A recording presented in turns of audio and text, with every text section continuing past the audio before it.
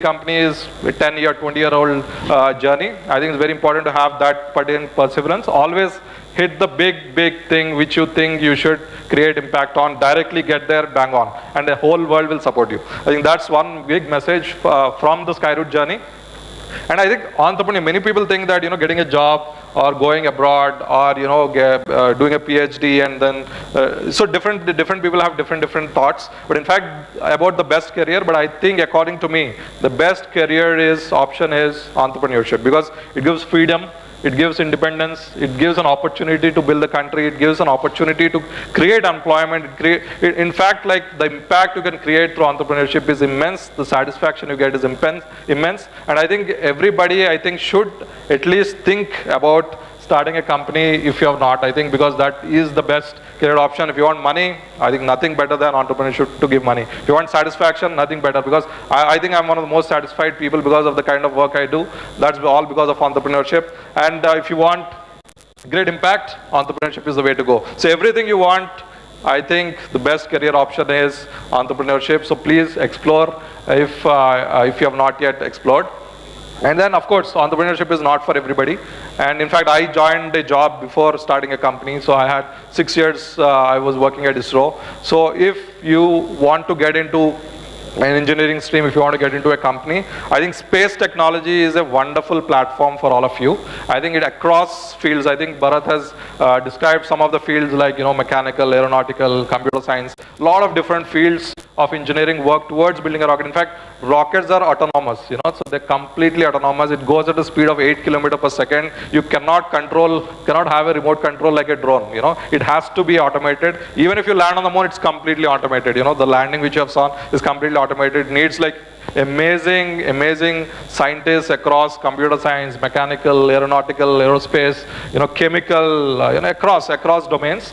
And I think it's a phenomenal opportunity for all of you. And space has just started in India. You know, it's just 2 years since the space sector has been opened up. I think great future for us in the next 10 years. And I strongly suggest exploring space as a career in the future. In fact, we welcome at Skyroot as well, as we expand our teams, you know, we'd love to have few people from GITAM as well. I think that is something to remember when you take up new career opportunities.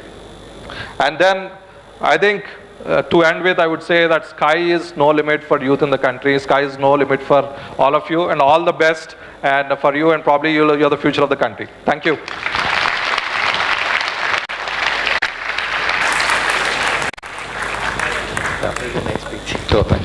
Thank you so much, sir. That was a very interesting and insightful.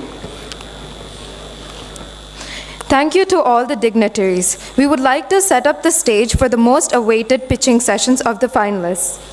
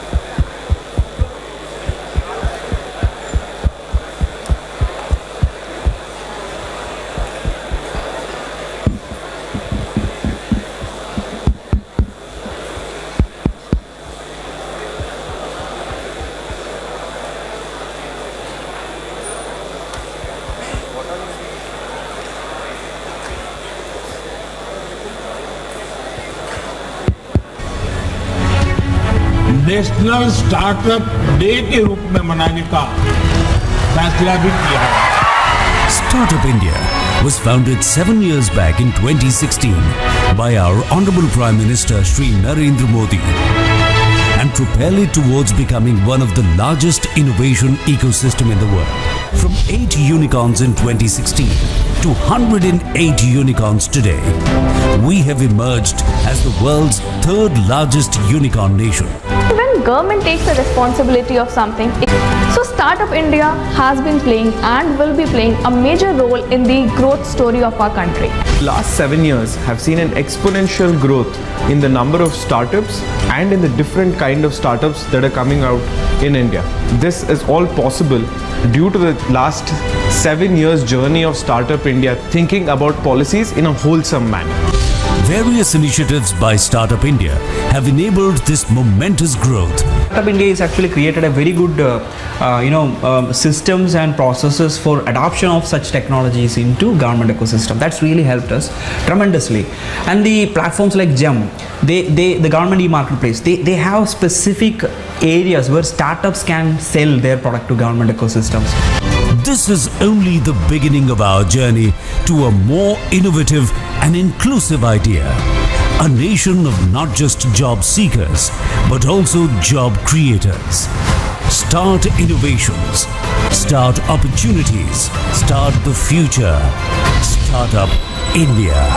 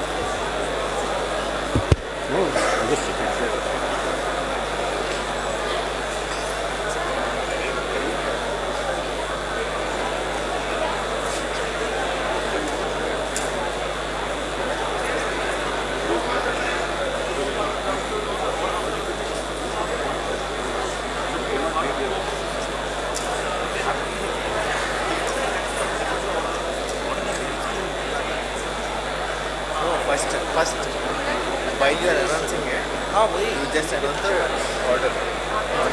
I'm not sure we have arranged it in that order. The order is already. Wait. Okay. Mahesh, here.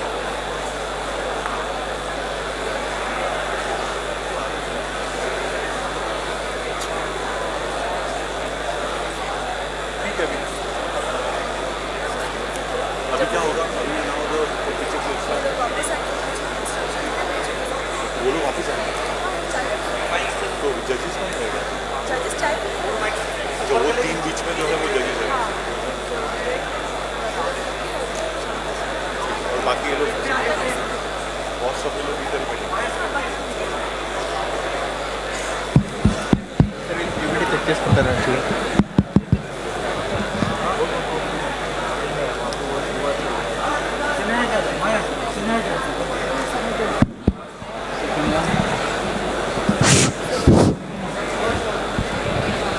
Mahesh okay check check check check.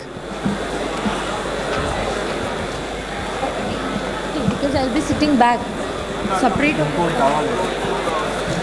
One more.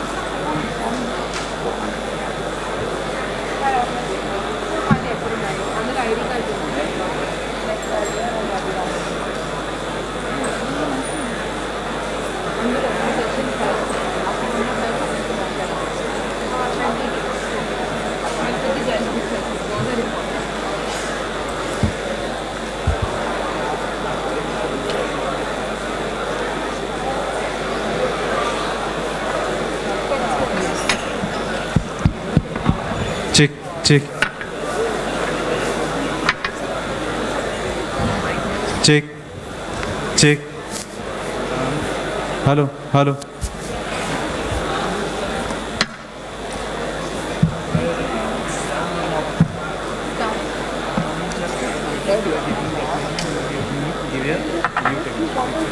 But down 4. Down 4. There are 3.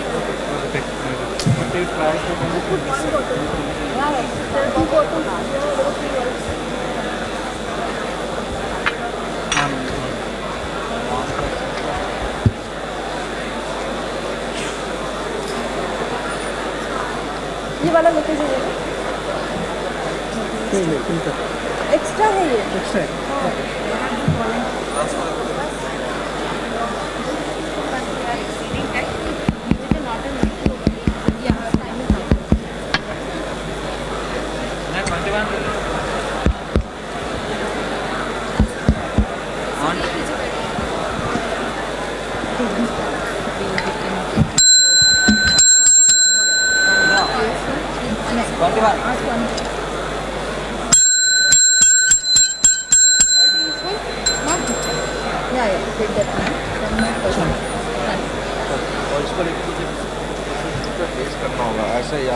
ऐसे नहीं मुझे एक folder लगा मुझे folder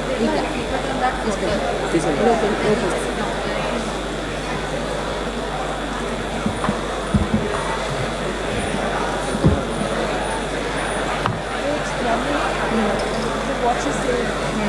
Or can someone pick up bread bundles? Alternatively, can someone pick up a brochure from the kit and mark 8 finalists? Do we have 8 startups marketed and printed with detailed sheet? We don't.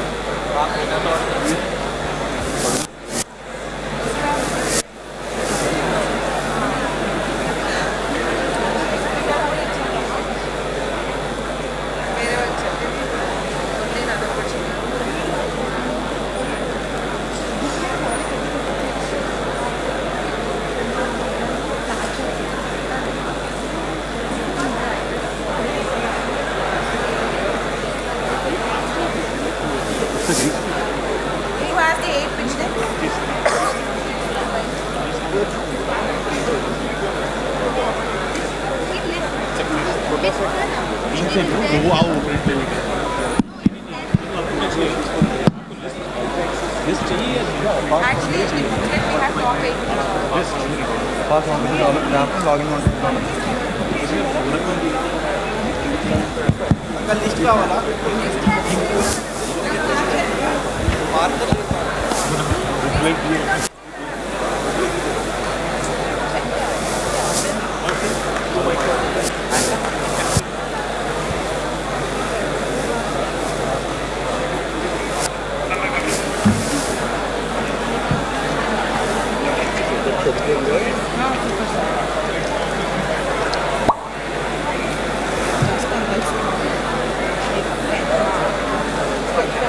Even if we guess it, we get them.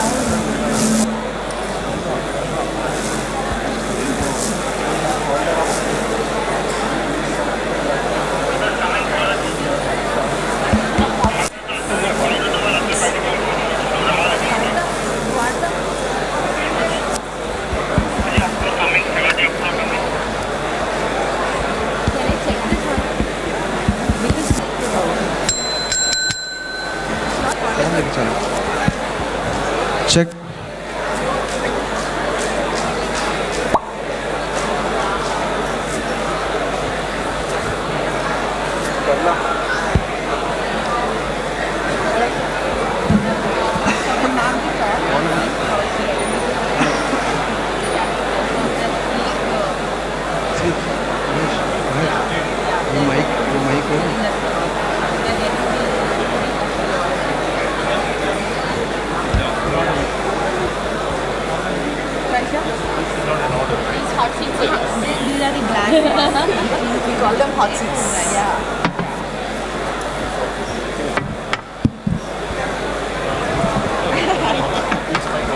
I know you had your identity.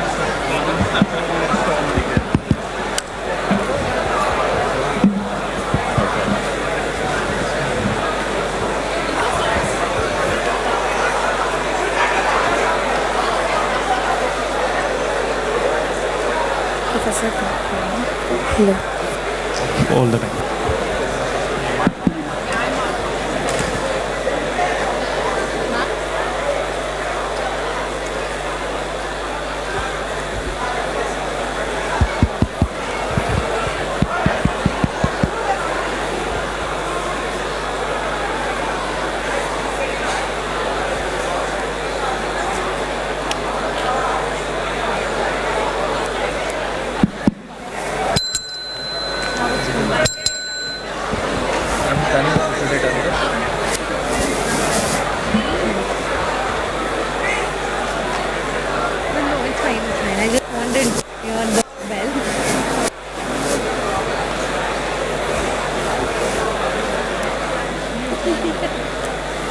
Hello everyone, please settle down. We'll be beginning shortly.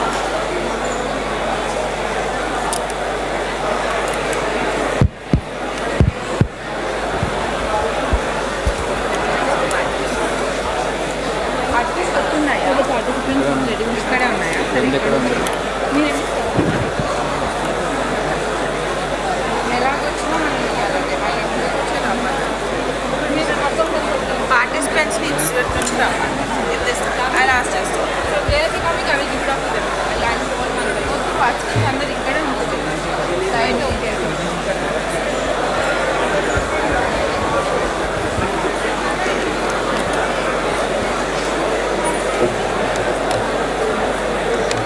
Hey everyone, please settle down.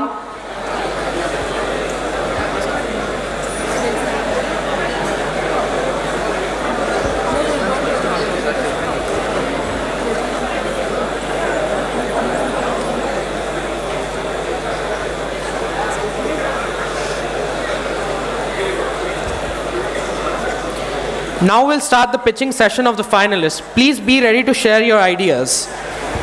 Good luck. We can't wait to see all of your ideas. We now would like to introduce our grand jury members, Professor Greg Collier, Professor Ravi Ramamurthy, and Dr. Surabhi Gupta. Give it up for them, guys.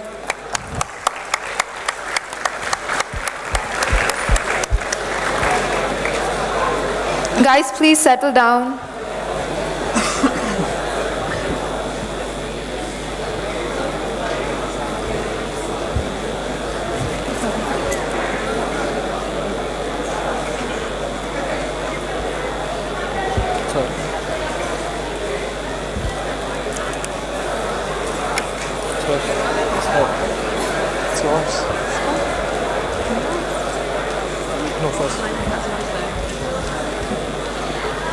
Professor Greg Collier, Professor of Practice, Northeastern University Center for Entrepreneurship and Innovation.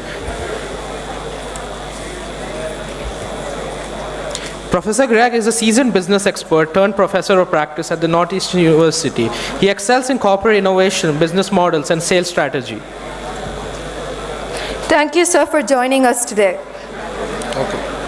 Professor Ravi Ramamurthy, a University Distinguished Professor, International Business and Strategy, Director, Northeastern University Center for Emerging Markets, to also IIM Ahmedabad Gold Medalist and Harvard DBA holder. He's a global authority on emerging market strategy and innovation. Thank you, sir, for joining us today. Thank you.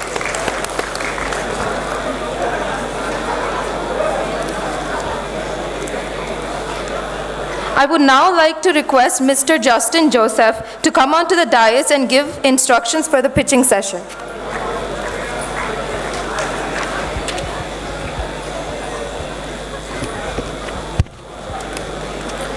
Good morning, everyone. Welcome to the grand finale of smartIDEAthon 2023. Dear esteemed members of the jury, we are pleased to have you here with us. Thank you for consenting to be the panelists for today's finale pitch session. This year, we had received over 1,000 applications, and out of them, 32 teams managed to cruise through to the semi-finale round yesterday, and 8 teams have earned their place in the grand finale today. The ideas are spread across 4 themes: frugal innovation, toys for STEM, sustainable fashion, and food and health. Now I'll walk you through the do's and don'ts for the evaluation process. There are 8 criteria in the scoring sheet: problem, solution, product or service and value proposition, market analysis, competition, business model, team and key stakeholders, and overall presentation. The cues for each criteria are provided on page number 2 within the grading booklet. You are requested to review the pitches and provide a numeric score for each of the criteria for each presentation. The total panel score for a team will be considered as the final score. You may provide scores in intervals of 0.25. It need not be an integer value only. For example, it could be 5, 5.25, 5.5, or 5.75. Each presentation will be of 10 minutes, followed by a 5 minutes Q&A by the panel. We request the panels to kindly confine the Q&A within 5 minutes. After 8 minutes, the timekeeper will give a warning, and after 10 minutes, it will be a hard stop. We strongly encourage each of the panelists to provide comments for each presentation. The purpose of this feedback is to provide an educational opportunity for the team. The feedback is not part of the scoring, but may influence the ranking decisions in case of a tiebreaker. We have prizes in 5 categories: the winner, the runner-up, the best social impact business idea, the best woman-led entrepreneurship idea, and the Leben Johnson People's Choice Award in memory of our first VDC director, Dr. Leben Johnson. This award will be decided on the basis of an audience poll. After each pitch, a QR code will be displayed on the screen, and the audience will have to scan and provide their vote. The teams are not allowed to present the physical versions of their prototypes. And finally, we request the jury members to please mention the team name, the team number, and the theme in the grading booklet. Thank you very much, and all the very best.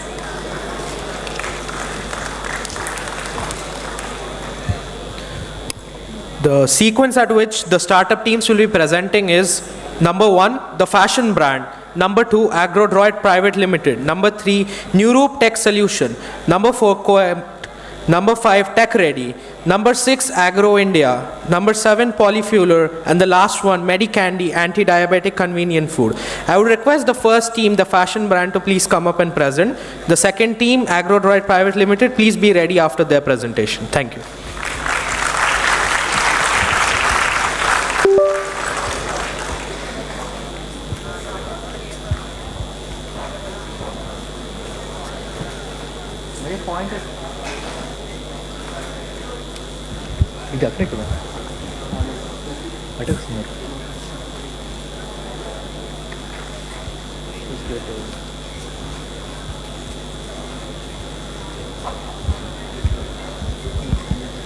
Hello?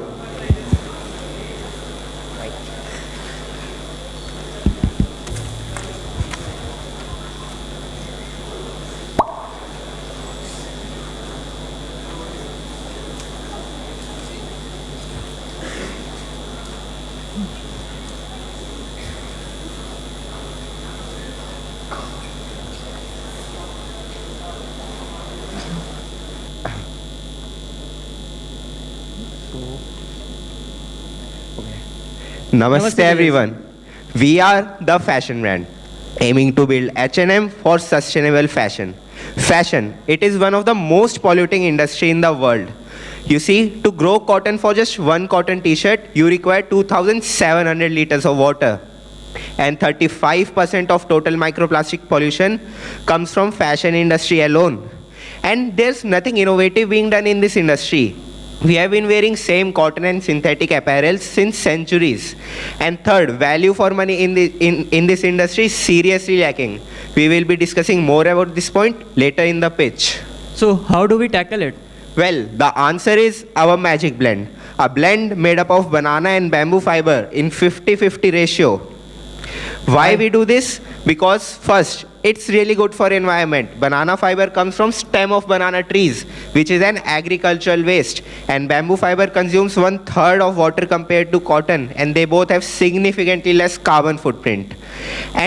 But they have some unique properties too, like banana fiber is known for its softness and antibacterial properties, and bamboo fiber is also known for its moisture wicking properties, and these both properties also complement each other and result in a blend of really premium qualities. For example, a t-shirt made from our fabric will be silky soft, will be UV protective, will be very breathable, will have antimicrobial properties, and because of that it will be anti-odor too. It's so good. We both are wearing our own products right now.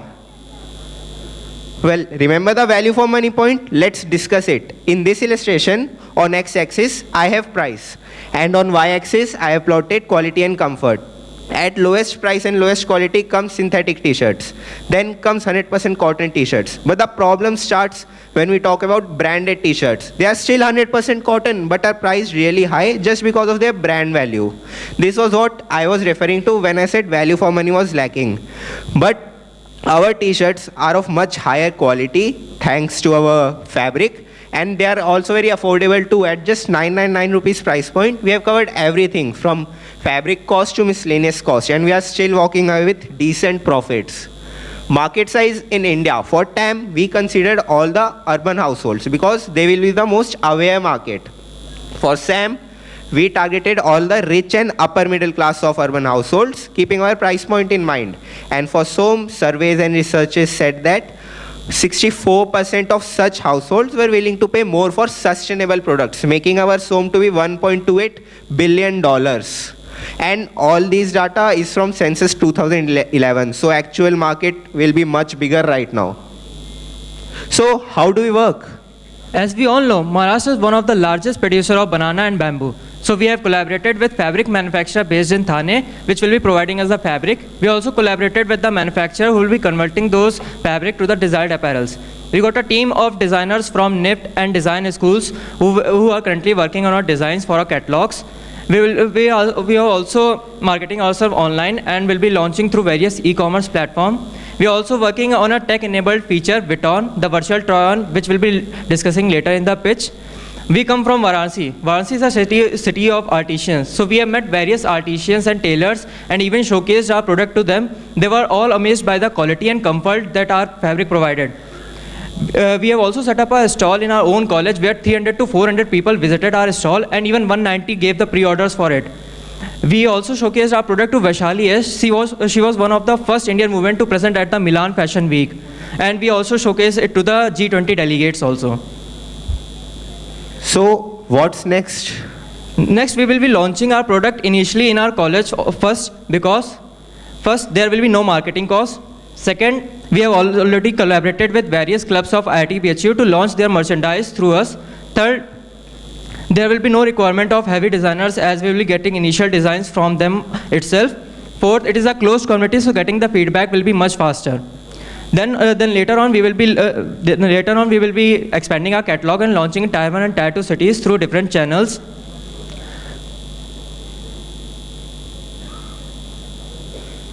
We always wonder while buying clothes online, like, will it look good on us or will it fit? Worry not, we got Vuitton, the first virtual try-on, which will enable our customers to try clothes virtually on them and will also predict the size correct for them. This is the early prototype what we are trying to build. The world needs us. As we have already told, the banana fiber is produced from banana stem, which is an agriculture waste. Our fabric consumes 60% less water than cotton, which save us 13 trillion liters of water. Our fabric also produces 30% less carbon footprint, which results in saving 800 million tons of carbon released. It is also biodegradable. We are the best team as we got the right people, right mentors. We really wanted to showcase our product to you, but due to the restriction, we are unable to do so. So we have curated a video of our journey and the mixed responses of people trying our clothes. Hi, myself Akshat Srivastava. I am pursuing mechanical engineering from IIT BHU. Hello, my name is Akshat Rastogi. I am pursuing pharmaceutical from IIT BHU.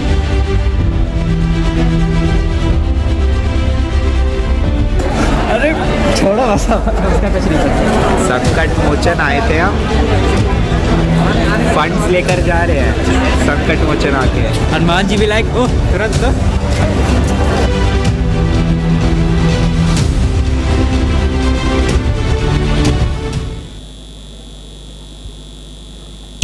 These are the products we showcased. Which will try on college stalls. There's a moment in your bones when the fire takes over. Blood is running, heart is beating as the battle gets closer. They can say what they want now,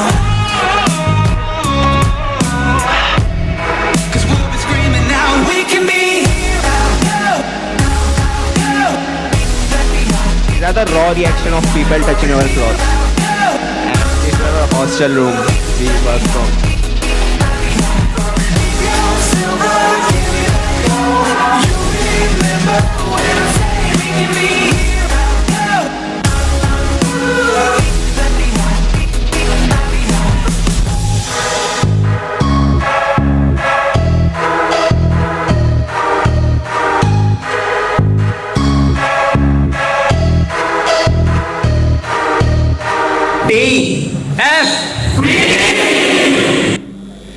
Thank you. Thank you.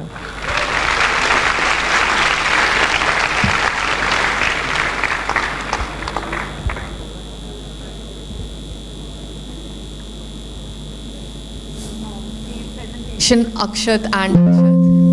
So one thing I was wondering was that there are other brands existing with similar solution. You have Ecoline, you have Asli, to name a few. So what is your differentiation from them? Yeah, what you said, Ecoline and Asli, I guess they are working on 100% bamboo fabric, right?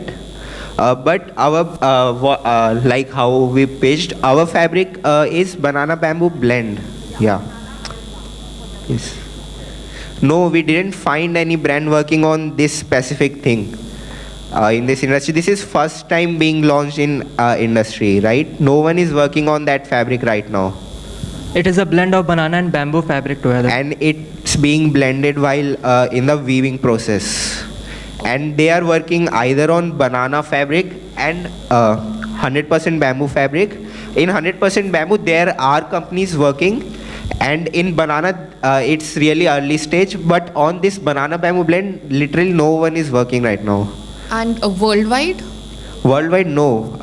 In India, at least bamboo is being worked on. But internationally, bamboo is also not known that much. Okay, thank you. Can you give us an idea of how much it costs you to make the product and how much you sell it, or you think you can sell it for?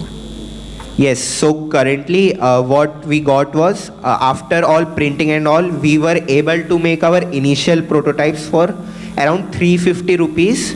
And for launching in college, we are planning to do it at 500 rupees approx. Because in college, basically people don't buy expensive stuff. So yes, at 350 we are able to get it. Right, but you haven't yet sold any. Have you already sold some, or you haven't sold? No, we have made a community of interested people who want to buy from us from stalls and all. We will be selling it soon, but not yet, yes. Thank you. I just found.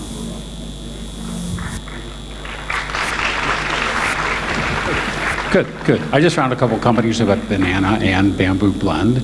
So I just found some in India. So you might want to double check your research on banana bamboo blended fabrics. Did you find a Just Redan found- by I any have a- chance? I have a list Because right here. So anyway, I would just double check your research. One of the things, real quick feedback, video doesn't help in a pitch because what it does, it shows you what, but it doesn't tell us who or how or some of the key things that we need as investors or evaluators to understand your business. So in your pitch alone, you didn't cover competition business model, slightly business model. So there's things that were missing that your video took expensive time from. So just feedback on that. I didn't really get a clear picture, and I think one of the things I'd like to get a sense of is, you're starting with your college for a good reason, right? They're there, it's a good test, and I would call it not so much a market as a trial or a test of your products and value proposition. Who is your target audience? Who are you say? Is it men, women, men and women? Is there an age group? Well, who's your segment, and why would they buy it? Yeah, our major target market is 15 to 40-year-old sustainability enthusiast people who prioritize comfort, right? And why will they buy? Because of all the great benefits of our fabric we told, and it's actually really comfortable to wear. We are wearing it right now, and I hope we could show you, but it's really very premium feeling cloth. We want to market it as a premium replacement of. That's why we basically compared us to branded t-shirts there, right? We want to replace that premium market segment with our product. Gotcha. And also the college part, we will be connecting other IITs where our friends, so we will be launching there also. Then the IITs which in tier 1 and tier 2 cities, we will launch from that. Gotcha. And why are we launching in IITs? Because in IITs, how the market works is like you first take pre-orders, then you take your processing time of 1-2 weeks, and then you deliver them. So in IITs merch, you don't have to make an inventory, right? That's why we targeted colleges first, and to get our own confidence up too. Yeah, there's pieces, like I said, there's pieces in there that your pitch can cover. So good job. Thank you.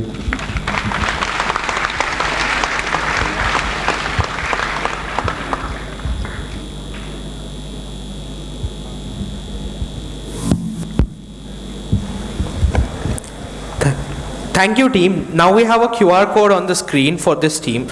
I request the audience to take out their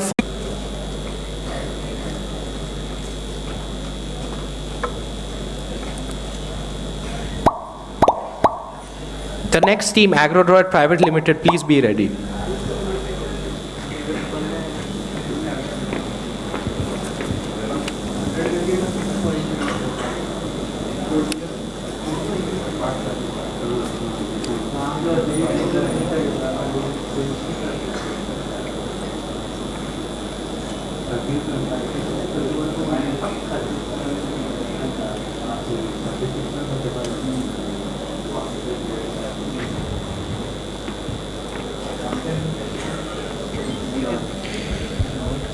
The team that will follow Agro Droid is Neuro Tech Solutions. Please be ready after this presentation is done.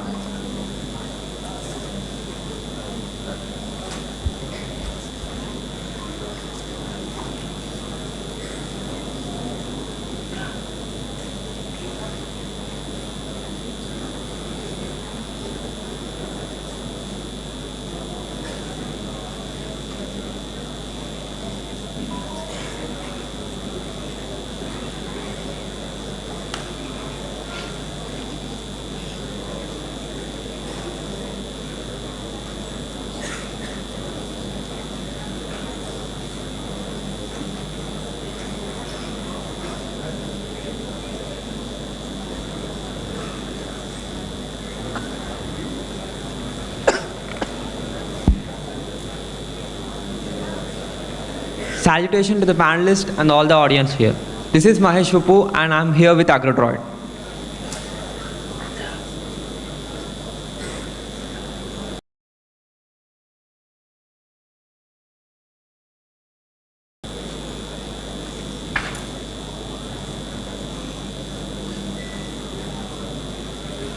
cost? We believe that technology plays a significant role in overcoming any challenge out there.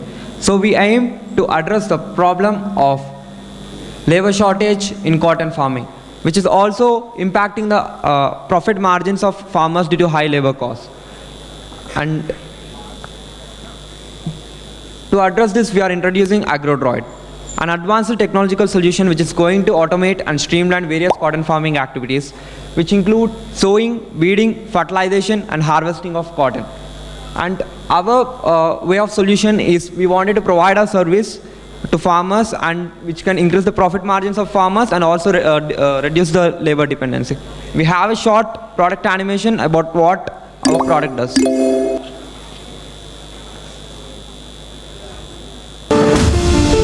Welcome to the future of cotton farming. Step into a new era with Cultivox, the Agro Droid solution that is set to revolutionize the way you cultivate cotton. Cultivox is not just another farming robot. It's a modular rover robot designed to adapt to cotton farming needs. With its innovative design, Cultivox can be easily dismantled and reconfigured to perform a range of precision tasks, revolutionizing the way you sow seeds, weed, fertilize, and harvest cotton. Powered by advanced computer vision and AI, Cultivox's cutting-edge technology ensures unparalleled accuracy and efficiency in every farming operation. Say goodbye to manual labor and hello to effortless farming. Cultivox's precision seed sowing capabilities, driven by actuators, guarantee accurate seed placement, optimizing germination, and maximizing crop yield. Cultivox takes weed management to the next level. Its mechanical weeding system, powered by computer vision and AI, ensures targeted weed removal, preserving the health. When it comes to fertilizing your cotton crops, Cultivox has you covered. Its innovative system offers both solid and liquid fertilization options. The solid fertilization mechanism ensures precise distribution of granular fertilizers. Cultivox's liquid fertilization system works wonders for your cotton crops. With precise measurements, it delivers nutrient-rich liquids directly to the plant from top to bottom, ensuring maximum absorption and growth. Say goodbye to guesswork and hello to thriving, nutrient-optimized cotton fields. Harvesting cotton has never been easier. Cultivox's state-of-the-art technology combines computer vision, AI, and a versatile robotic arm to pick cotton with unparalleled precision, minimizing damage and maximizing productivity. Cultivox is the game changer you've been waiting for in Agro Droid farming. Say goodbye to the challenges of traditional farming methods and embrace the future with ease and efficiency. Agro Droid farming made easy.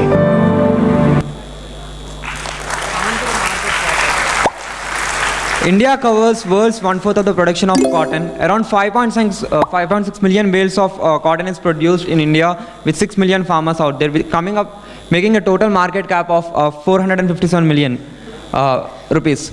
And keeping this in mind, we wanted to provide our service all through India, making our initial footprint starting from the Telangana and making initial footprint starting from the districts of Mahabubad and Medak. Our customers are farmers who are under cotton cultivation. We are going to connect with them to offline channel points, awareness campaigns, FPOs, and local channel points, and by creating awareness campaigns. The value proposition which we are going to provide them is reducing in labor dependency, increasing in profit margins, and reducing in operational time. And key activities are, we are going to develop machine according to the farmer requirements and create a customer network which can further access us for testing of a product. To make these key activities to go without any due diligence, we need human resources for research and development and local influencers who can educate about smart farming activities for farmers. And the modes of revenue which we are focusing is to provide a robot on services for fertilization, weeding, sowing and harvesting of cotton, and data monetization to our stakeholders. But this is done once we attain our entire TAM. Data monetization includes monetization of farm data which we have collected by our robot to farmers and stakeholders. For farmers, we are going to create a predictive analytical tool which is going to give real-time assistance on weather patterns, moisture levels, effective insecticides and herbicides, crop yield predictions, problem predictions such as disease predictions and unexpected rainfalls. Coming to the holders includes agriculture input providers, crop insurance providers, crop loan providers, and ethical insourcing of cotton. And coming to our competitors, Joshi AI Solutions have successfully developed systems for boom spraying, precision spraying, soil fertilization, cotton harvesting. They wanted to license the technology and outsource it. And coming to Green Robot Machinery, they have successfully developed a prototype for cotton harvesting. And coming to X Machines, they have automated the weeding mechanism and precision spraying mechanism of trailer weeding mechanism, and also they are claiming they could be able to do seeding. Coming to Nico Robotics, they have made attachments of liquid fertilization and mechanical weeding for tractor. And what makes us stand apart from our competitors, we are creating an ecosystem where we are coming up with an end-to-end solution with less carbon emissions. Coming to the roadmap, we started in the September 2022. We initially thought to develop a drone which can only harvest cotton. But after studying the market thing, it is not feasible and there is no scalability factor to make a drone. So finally in the month of November, we came to a conclusion that we need to develop a rover robot. Later, without exhibiting a solution to our customers, we went on ground and we took surveys with the farmers. We explored our pain point to understand the pain points of the farmers, to validate a problem statement. And later,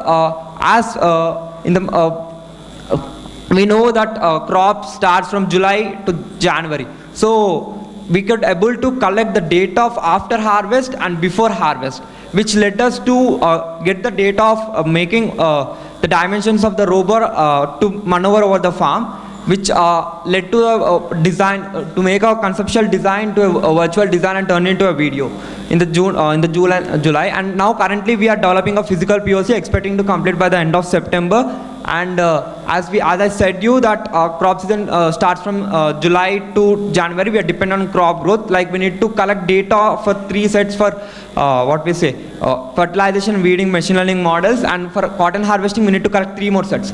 So in this year we wanted to develop a prototype and test the prototype to get the data for MVP development. In the next year, we are going to develop an MVP and test it to create some initial market access and traction, which can fund our startup so that we can able to complete a product and launch it with the clear certifications in July 2025. Coming to our passion of perseverance led us to achieve the milestones of getting recognized by DPIIT Startup India, letting it to top 32 startups and top 8 here, and completing 2 acceleration programs for Vadvan and Ignite and J-Hub Idea Acceleration Program, winning in the events of AIC T-Hub, Prost and eHunt, and with the 4 young passionates, where Naveen coming from agriculture background, and 2 strong mentors, Manoj Kumar Badagarwala and Suhas Desai. Manoj Kumar Badagarwala is a product development mentor in T-Hub, Alip, VHub, NCAM and Unido, and Voxen University too. And he has practical experience in working development and working of in Caterpillar machines in USA, and he has made he was the project manager of one of the Tata Hitachi. And coming to Suhas Desai, he is the production leader at Africa. He is from BSc Agriculture background, where he is providing us the entire agriculture insights which are required.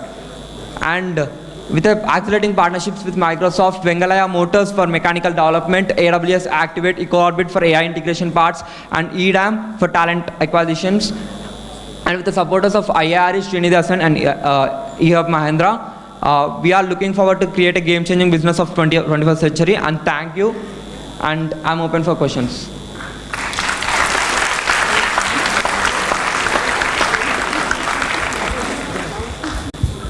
Can you give us an idea of what this product would cost?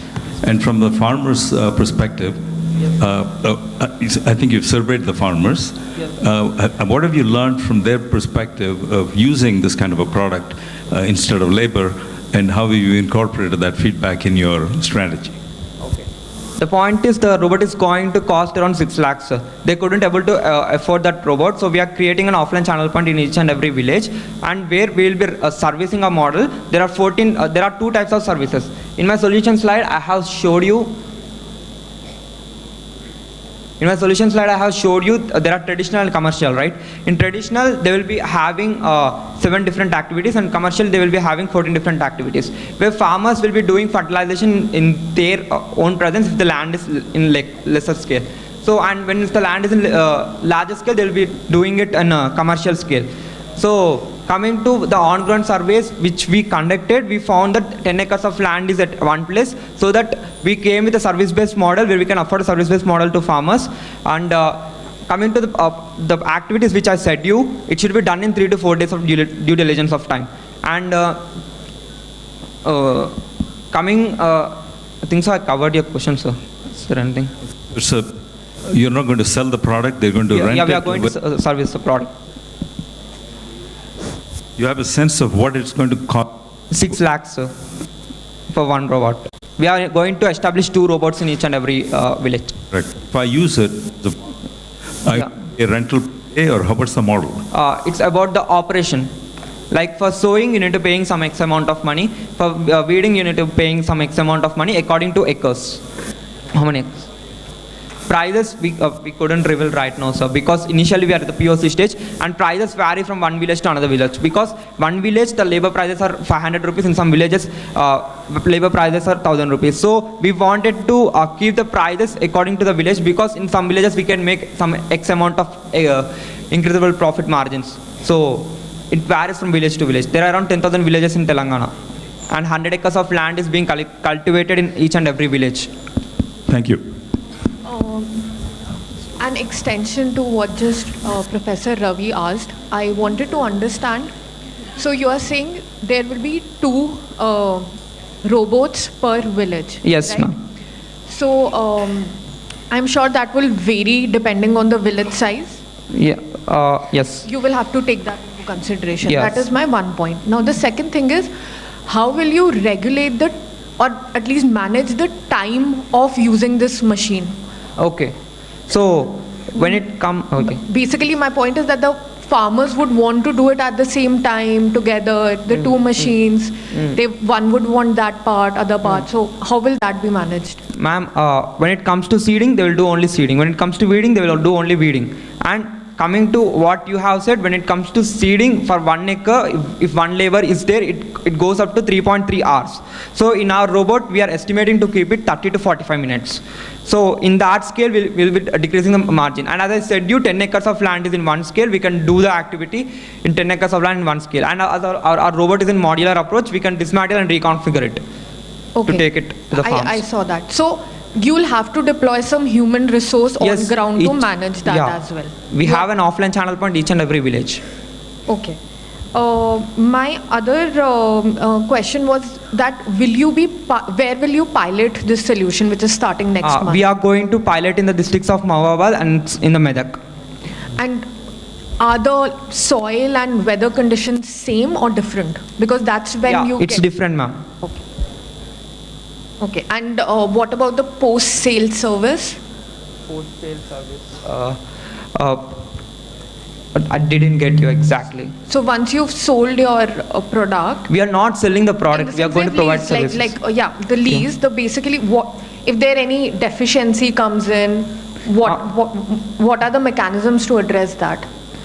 We could come up with solutions like if there is like if they are asking initially we're testing our prototypes, right? Coming to the product, we'll be testing our pilots. So once there is a 2 level of checking. Once in this year we are going to check our prototype. In next year we are going to come up with MVP. And once the entire data is accurate, then we will be deploying the product with accurate. Okay, I'm just trying to give you a direction towards the insurance model. So you might want to look into that also, in addition to what you are thinking. Great job. Sure.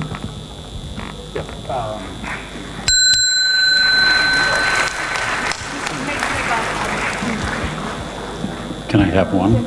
Thank you. I want to make a couple quick comments, and then I don't know if I have a question.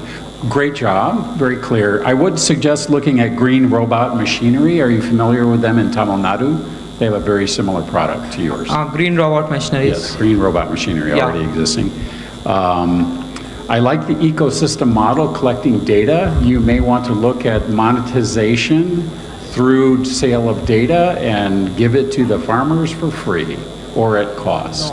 Predictive analytical tool is going to cost them as a service model, and coming to what the data which we are going to sell to our stakeholders, it is different type of data. Each and every stakeholder requires different type of data, and we are including 7 to 8 different sensors in our robot to collect that data. No, I think it's a great idea. I think there's a lot of value there.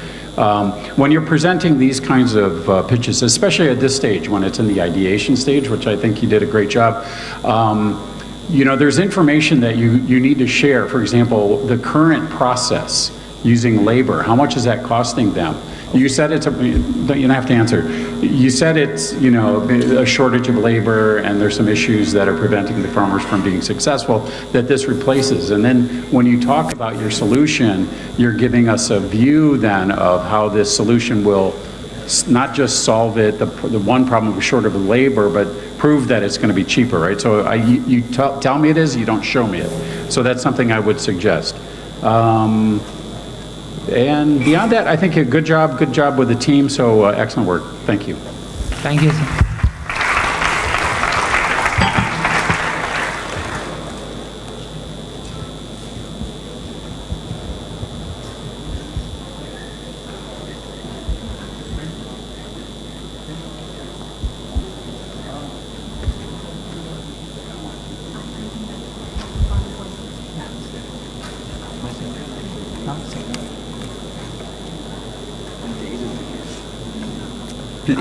Please vote for the team by scanning the QR code.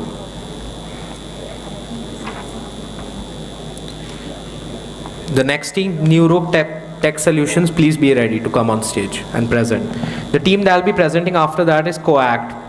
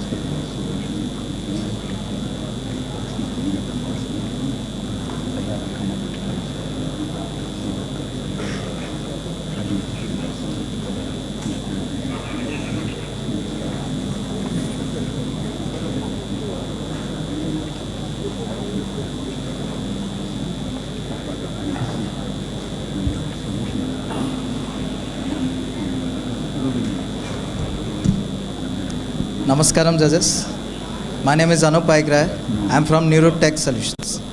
So first of all, I want you to imagine you are in your childhood at your village and your grandmother is making delicious dish. You are enjoying it and the dish is made from this traditional cook stove. We call it the chulha or sigdi or angethi. But what do you see in the screen right now? Darkness, isn't it?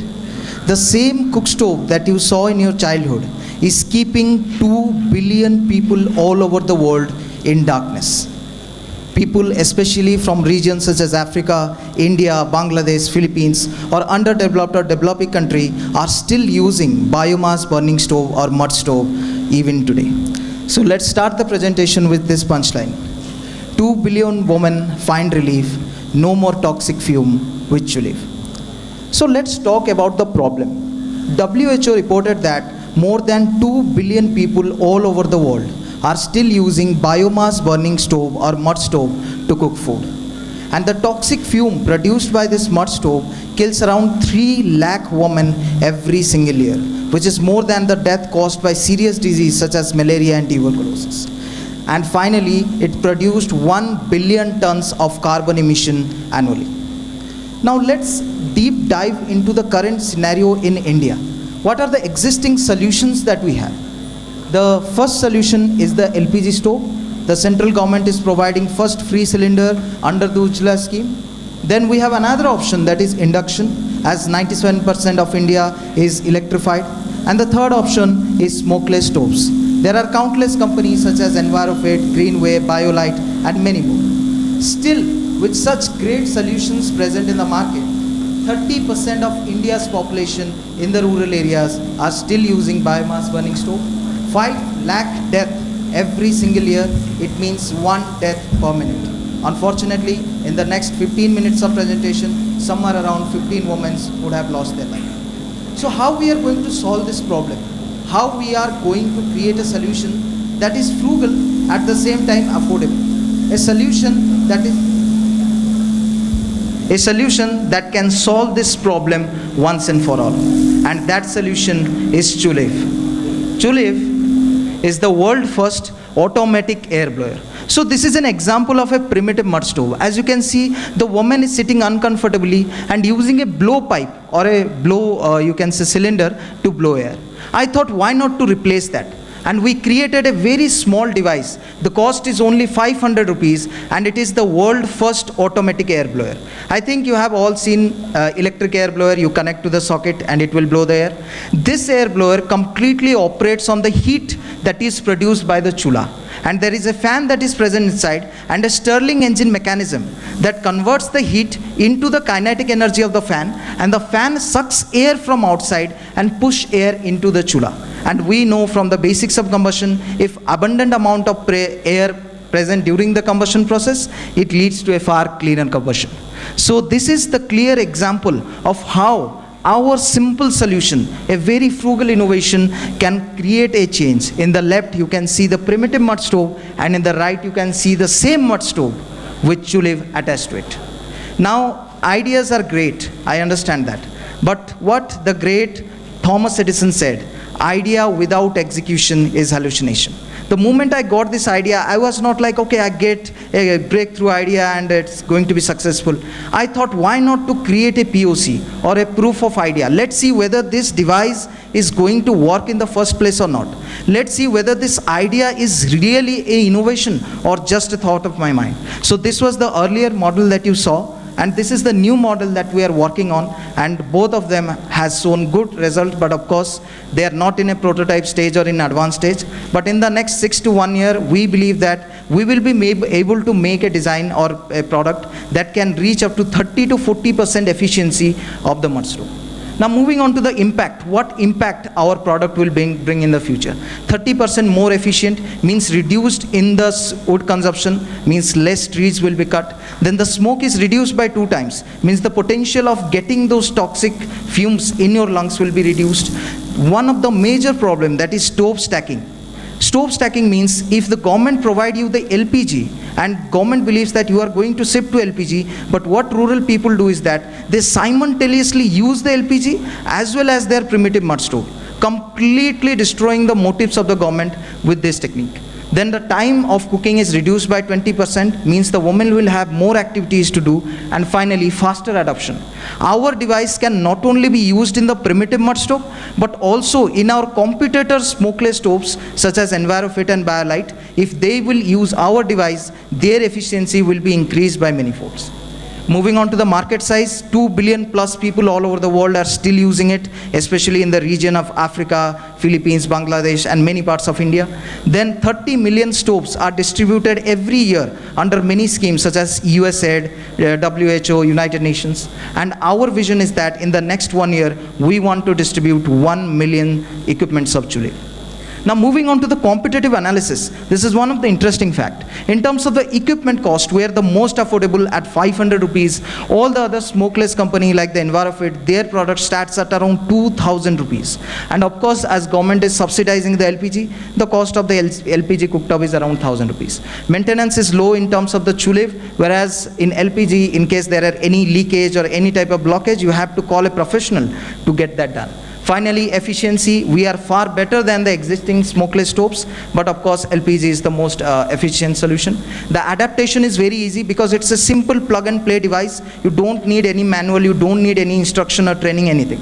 And finally, the risk is very low because we are the solid fuel being used in the Chule, whereas in LPG, any leakage or any type of issues that happen, it might cause to major issue. And one of the major reason why majority of the population in Africa and minority of the population in India are still using the biomass is the cost of the fuel. If you have a cow, the cow dung is free of cost. If you are living close to the forest, the wood is free of cost. How you are going to convince the people that you should purchase a LPG cylinder on quarterly basis when you can cook the same food and even more tastier with the wood that is readily available? And finally, our solution solves the major issue of stove stacking. Moving on to the unique selling points, we are the first mover, we are the world's first automatic air blower, and we are the only device in this segment that is creating an additive device rather than selling a complete stove. Then the affordability, we are going to make it extremely affordable for the population to make sure that they can easily procure it. Then easy to manufacture because of its very simple Stirling mechanism. Ease of use, it's a simple plug and play device, nothing else is required. Easy to transport, one of the major factor, because in rural areas, bulky things are very hard to transport. Because of our small size, it can be easily transported. And we also have a provisional patent on this product. Moving on to the business model, of course, we are not doing it for charity. The first is the NGO channel, in which we will be directly collaborating with major NGOs such as Rural Carbon.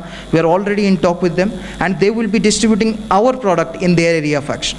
Then we have the corporate channel, in which we have the CSR method, the corporate social responsibility, and then we have the carbon credits, that we are reducing the carbon emissions. The carbon credits that we generate could be sold to the corporates. Then we have the government procurement. Last year, Maharashtra government procured more than 50 CRs of smokeless stove to be distributed in the rural areas. And then we have the soft financing method, in which we can provide them a small loan of 500 to 600 rupees, and they can repay that loan in the next 10 to 12 months. And the reason we put the ICICI Foundation logo, because we have pitched to them and they are ready to have our product tested in 10 of their villages, and if it performs well, they can give us a bulk order in the future. Now this is our brilliant team, majority of female entrepreneurs, and it's me. These are our mentors. Sridhar sir, he's a researcher at XIMB Bhubaneswar. Professor D.V. Ramanna, he's a senior professor at XIMB Bhubaneswar.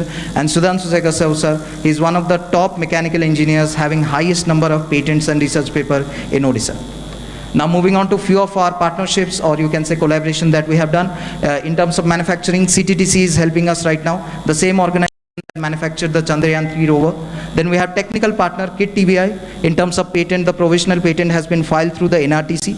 Then research is being held by CSIR IIMT, and incubation is through IIM Bangalore and SRCL. And these are few other recognitions and collaborations we have received from major international organizations such as 3M, EOGSCA, IIT Bombay, IIT Kharagpur. Now also we have placed in front of personalities like Governor of Odisha, Ganesh Lal sir, and he was also very impressed with our product.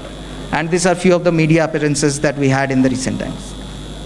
Now finally, ending this presentation with this thought. Old ways will not open new doors. For the last 50 years, we are doing the same thing. Freely distributing LPG, freely distributing stoves, freely distributing electric cooktops. What has it changed? Nothing much. I believe there is a requirement of a disruptive technology, a technology that is affordable, easy to use, and is understandable by the rural population. And I believe Chuliv is the new ray of hope for thousands of people or billions of people all over the world. Thank you so much for your patient hearing. I'm open to any questions now.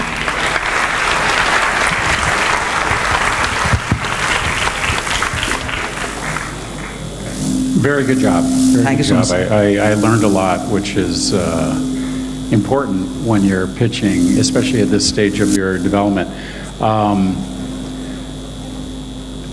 Provisional patent, great, especially with this concept. That was going to be one of my questions until you got there. I was going to say, have you protected yourself here? I think that's probably one of the key requirements for you to keep moving forward. Are you, the questions, I guess, the questions I have are business model questions that you're going to resolve later, but in your mind, are you producing, are you partnering with production, and I think picking the right channel to distribute. So can you tell me a little bit about that step in your mind? Where are you? So basically in the initial stage, when right now we are at POC stage, and soon we will move on to the prototype and the market MVP product. So at the initial stage, we want to outsource our production. As I said, CTTC, it's a government organization. So through their approach, we can have extremely precise, you can say, fabrication and manufacturing. Once we understand all the mechanisms, once we understand all the things that are involved, then we can move on to our own setting of our manufacturing. But in the initial stage, it is better to take the outsourcing part than to setting of manufacturing by your own. I agree. My only advice would be, I think you're on the right track here. It's an excellent concept, great problem. Think about product lines and product categories as a business, right? So otherwise you're a product. Yes, sir. Do you see what I'm saying? And so what's, you know, in your vision as you start to form the nature of your company, think a little deeply about the product extensions or the product line that you want to move into, but nice work. So just just a small comment to that, sir. Sir, Neuro Tech is not just a chula manufacturing or equipment manufacturing company. In the future, we believe to expand into different horizons of the rural entrepreneurship. Let's say rural manufacturing, let's say rural agriculture, and many other sectors, as n number of problems are there in the rural areas. But this is our initial product to see whether we are able to understand the rural market or not, whether we are able to get into the rural market or not. Once we get experience, we will, as you said, we are going to make our own catalog of different products and different.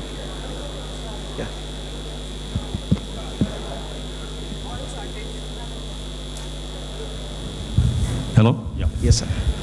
Yeah, to add to Greg's observation, I think I like your approach.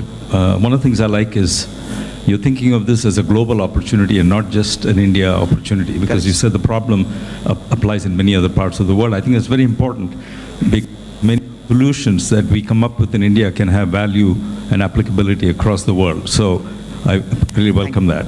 You also come up with a simple solution, a low-cost solution, which again is very appropriate for these.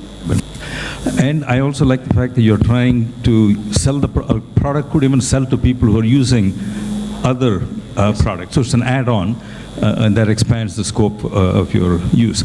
I didn't follow your point about how this is environmentally superior to the gas, because I think the gas is even less. You know, when you say 30-40% efficiency, that's still polluting a lot. Yes, sir. I appreciate that you have understood the consumer behavior, that the people who have the gas may still use this. Therefore, the product may still have some value. But I'd be curious to know how many people who have gas are actually also using, do you know, also using stoves? And if the government is going to give gas for free for the people below a certain income, can you even compete with the Sir, regarding the government scheme you are talking, so the first cylinder is only free, sir. After that, they have to purchase all the cylinders in the normal market. So the reason why I'm not a competitor of LPG. I believe that after 20 years, 30 years, LPG, inductions and electrics cook stoves are the future. Chuliv is not going to be staying that long. I don't want to be like that. Reason being, for this next 20 years, I want to smoothen this transition. I want this transition to be as soft and as feasible as possible. Instead of directly jumping from the existing chula to induction. Why can't we just jump from chula to chulif, from chulif to induction or LPG? And with that transition, I think it will save a lot of lives, because we can't just expect after 20 years everybody will have LPG. So let's just die, let the people die for the next 20 years. I don't think that would be a like approach. Yes. Good answer. Thank you. Thank you so much.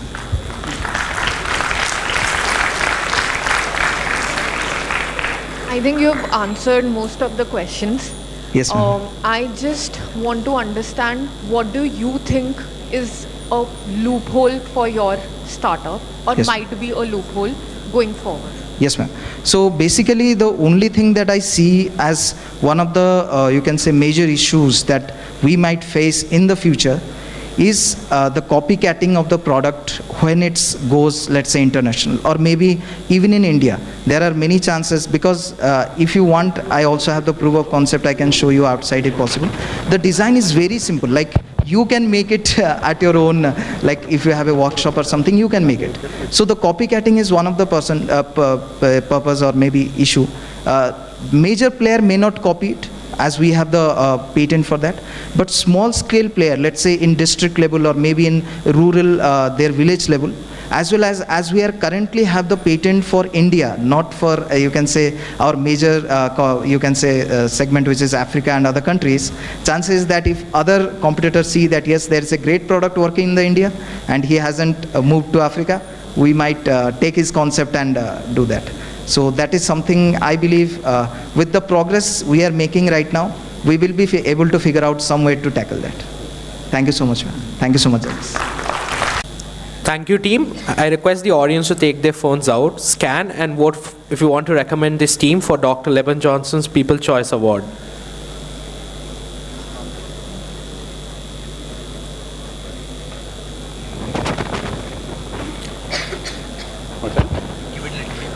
Oh, up high. Is that better? The next team that I'll be presenting is Coact. Please be ready. And the team after that is Tech Ready.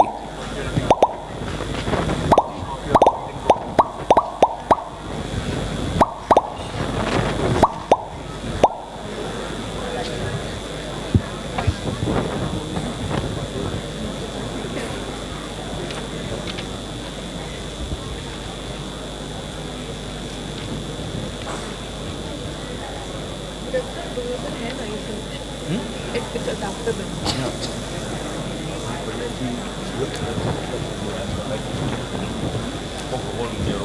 Yeah, just patients are aware about it, and I think it's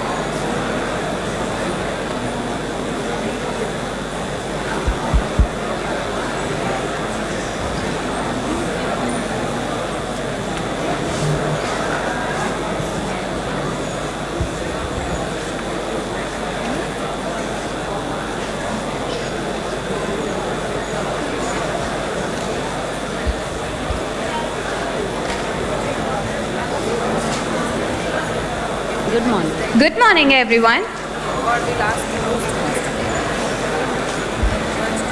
For a moment, let us all practice and picture each and every individual that they have, irrespective of their abilities, that they have a right to maintain their health and hygiene with confidence and dignity. Now, let me take you on in a journey where we will be shedding the light with a largely overlooked issue, that is women's perennial hygiene. Yes, absence of such hygiene will always lead to few serious issues like sepsis. We have to understand and realize that globally per annum almost we have 11 billion deaths due to sepsis, which is a very huge number and it is a very huge problem. Now, we the team Coact embarked in a mission to ensure that we have to maintain this women perennial hygiene in a most accessible as well as affordable manner to each and every woman. We understood that the most impacted group in the complete group, on all of them, will be the visually challenged women because they lack the sense of sight. So here we wanted to start our journey in achieving the perennial hygiene to all the women by understanding and solving the problem of visually challenged women menstrual hygiene. Here, our target users will be the visually challenged women within the age groups of 15 to 55 years old, and we help them by identifying when they got their periods. In general, we women have two types of discharges. We have vaginal discharge as well as menstrual bleed, and we feel the same when the discharge is happening. Even the normal woman needs a visual check to confirm accurately that we got our periods. But what would be the case of visually challenged? How much dependent they are? It's a question that has made us that this group has to be targeted immediately and we have to solve this. When, as a part of our interactions with our end users, we understood that they are currently depending upon few suboptimal procedures, like they are using the sense of smell and touch to identify that they are getting their periods, and they have to track their dates as well as the premenstrual symptoms has to be used as an indicators. But in very rare cases, they have to use the sense of taste too, like we are having a menstrual bleed which tastes metallic in nature, vaginal discharge, that is leucovera, that will be a taste bit salty. They're tasting it to differentiate when they are getting the periods or not, and this is very inhumane, even to think of. So, in our journey in understanding our end user pain points, we have interacted with 25 caregivers who detailed us that most of the school-going girls are skipping schools just because of the fear of stains over their dresses.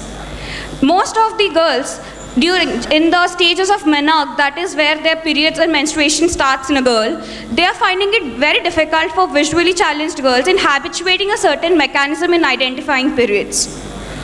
We have also interacted with few gynecologists as well as the pathologists in understanding various parameters that will help us in distinguishing various discharges within a woman, like urine, vaginal discharge, as well as the menstrual bleed. Coming to our target market.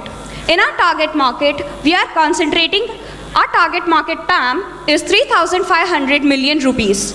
We have to understand that it is the population of India of visually challenged women within the age groups of 15 to 55 years of old. Our SAM consists of the visually challenged women within that age group in the states of Andhra Pradesh and Telangana, that is 455 million rupees. Our SOM is 91 million, that is 20% of our SAM.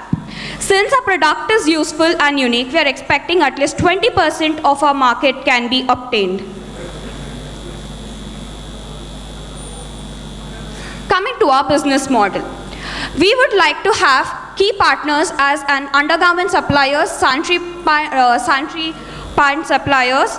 We are having few sensor suppliers has to be required. Generally, we want to have an online distribution model where our customers can buy our product through our website. We are also providing an instruction manual in Braille so that this will help them in using our product independently.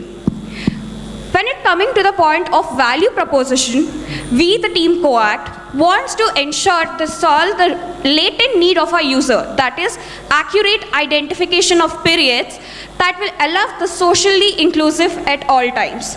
We deliver the value of comfort, hygiene and independence. Coming to our customer segments, it is broadly categorized into two groups.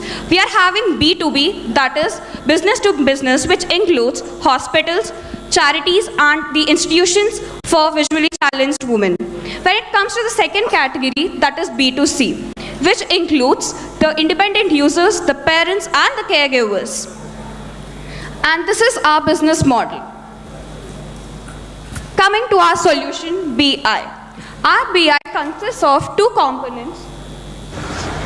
Our solution consists of two components. The first component is an undergarment, which is fabricated sensors and an detachable electronic module to it. And the second component will be a panty liner with conducting patch. Here you can see the very raw basic prototype, which is illustrating the mechanism that I'm saying now. That is like when she gets her period, the blood will be sensed by the sensors which are fabricated within the undergarment, and that will be further communicated to the electronic module, and the indication will be given in the form of vibrations. We choose the form of the identification or the indication should be in the form of vibrations, because it will make them more it will be more accessible for them, and only the other person will not get to know, so that she won't be feeling embarrassed even if it is in the workplace or at school. This is our flow of use. Our user can buy a product from our website. They have to start using it at least from expected date of period 2 to 3 days before. Once they use it, and the indication will be provided when she gets her period.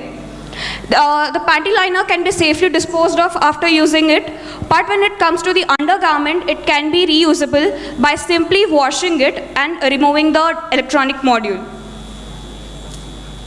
Coming to our competition analysis. We all know that there are multiple players in women menstrual hygiene, like sanitary pads, menstrual cups, tampons, as well as the period panties recently. But the thing we have to remember is all of them have failed in providing an indication of period. This is where our BI stands. Here we are providing an indication of period, and we are having a first mover advantage in this case.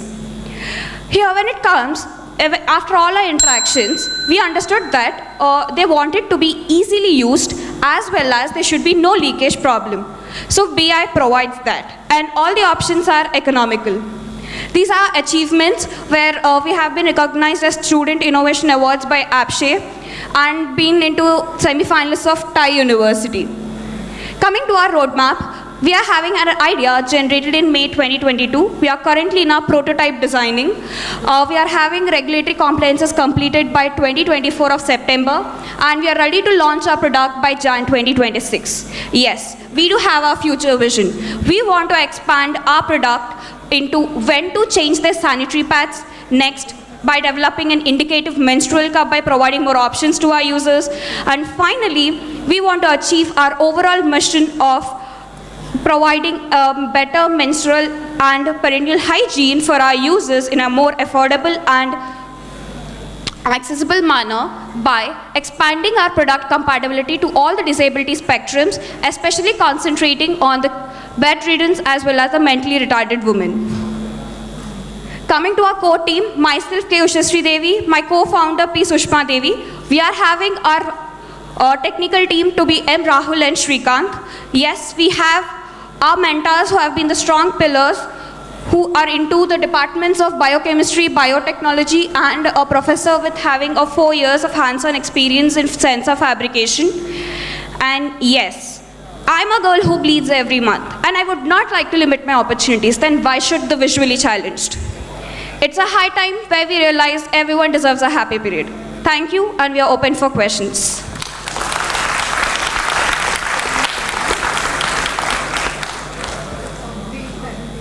Thank you, ma'am.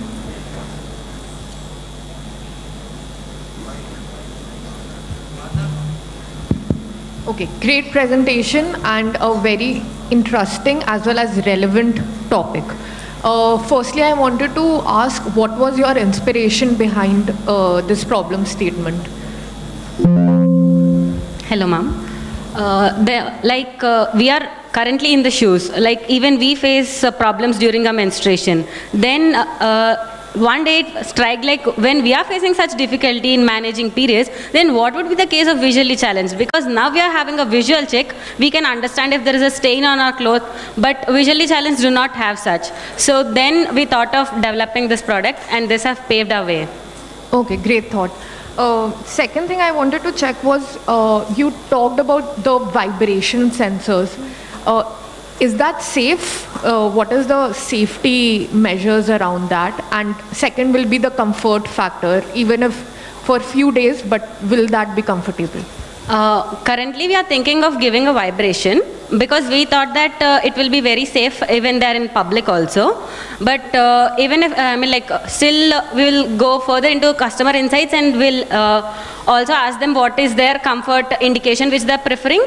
But now, for now, it is considered safe and we are also following all the regulations and compliances also. Okay, health-wise safe? Yeah. Okay.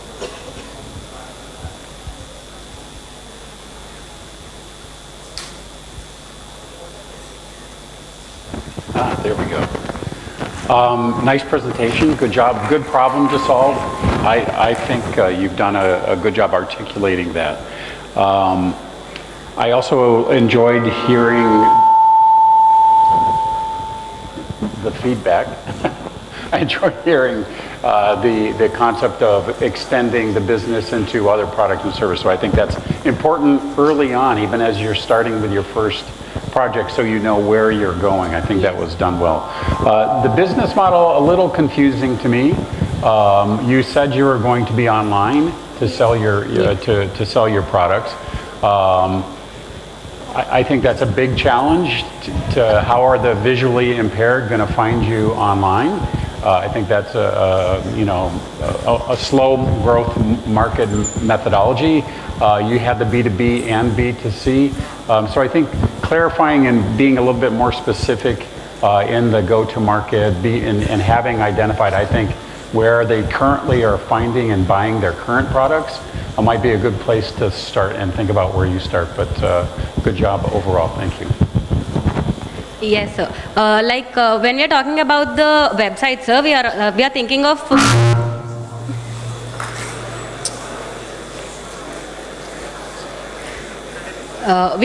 of inculcating AI bots into them which can talk with the visually challenged. It's not necessary that they need to have a visual check to use our website. And when we are also thinking of expanding our products to the other other disability spectrum, we are also thinking of people who are having low vision.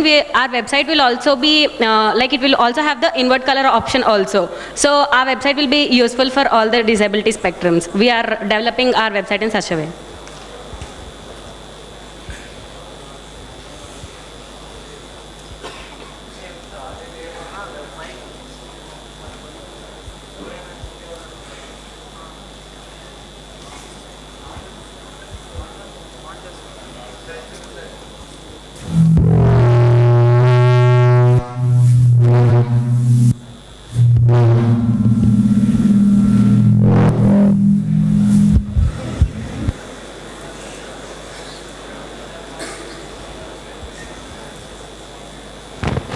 Yeah, just a quick question. What is the likely cost of the product and the affordability? Because it's probably important for people who are visually impaired.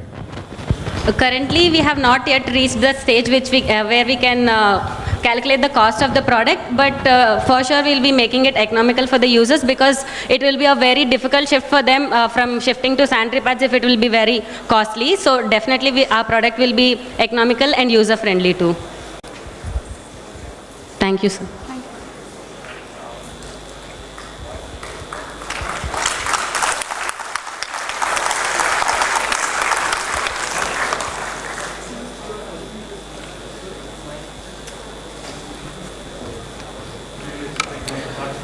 Thank you, team. I request the audience to take their phones, scan the QR code, and vote in case you wish to recommend this team for Dr. Leben Johnson's People Choice Award.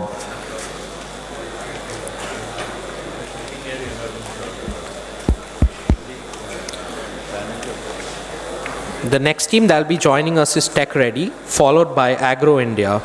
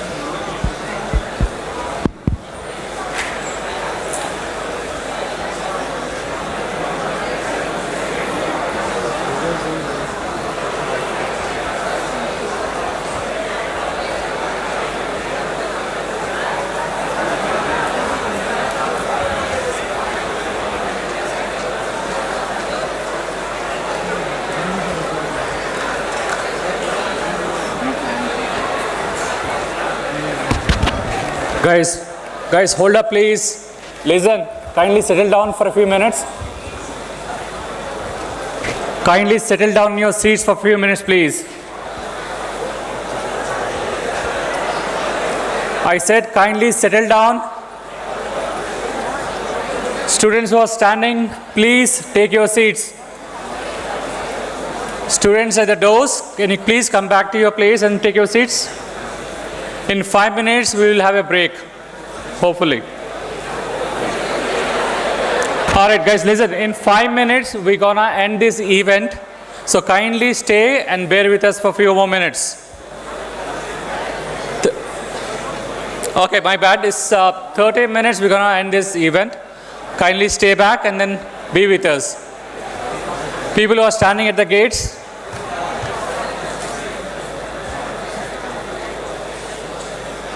students at the exit gates, can you please come back to your place?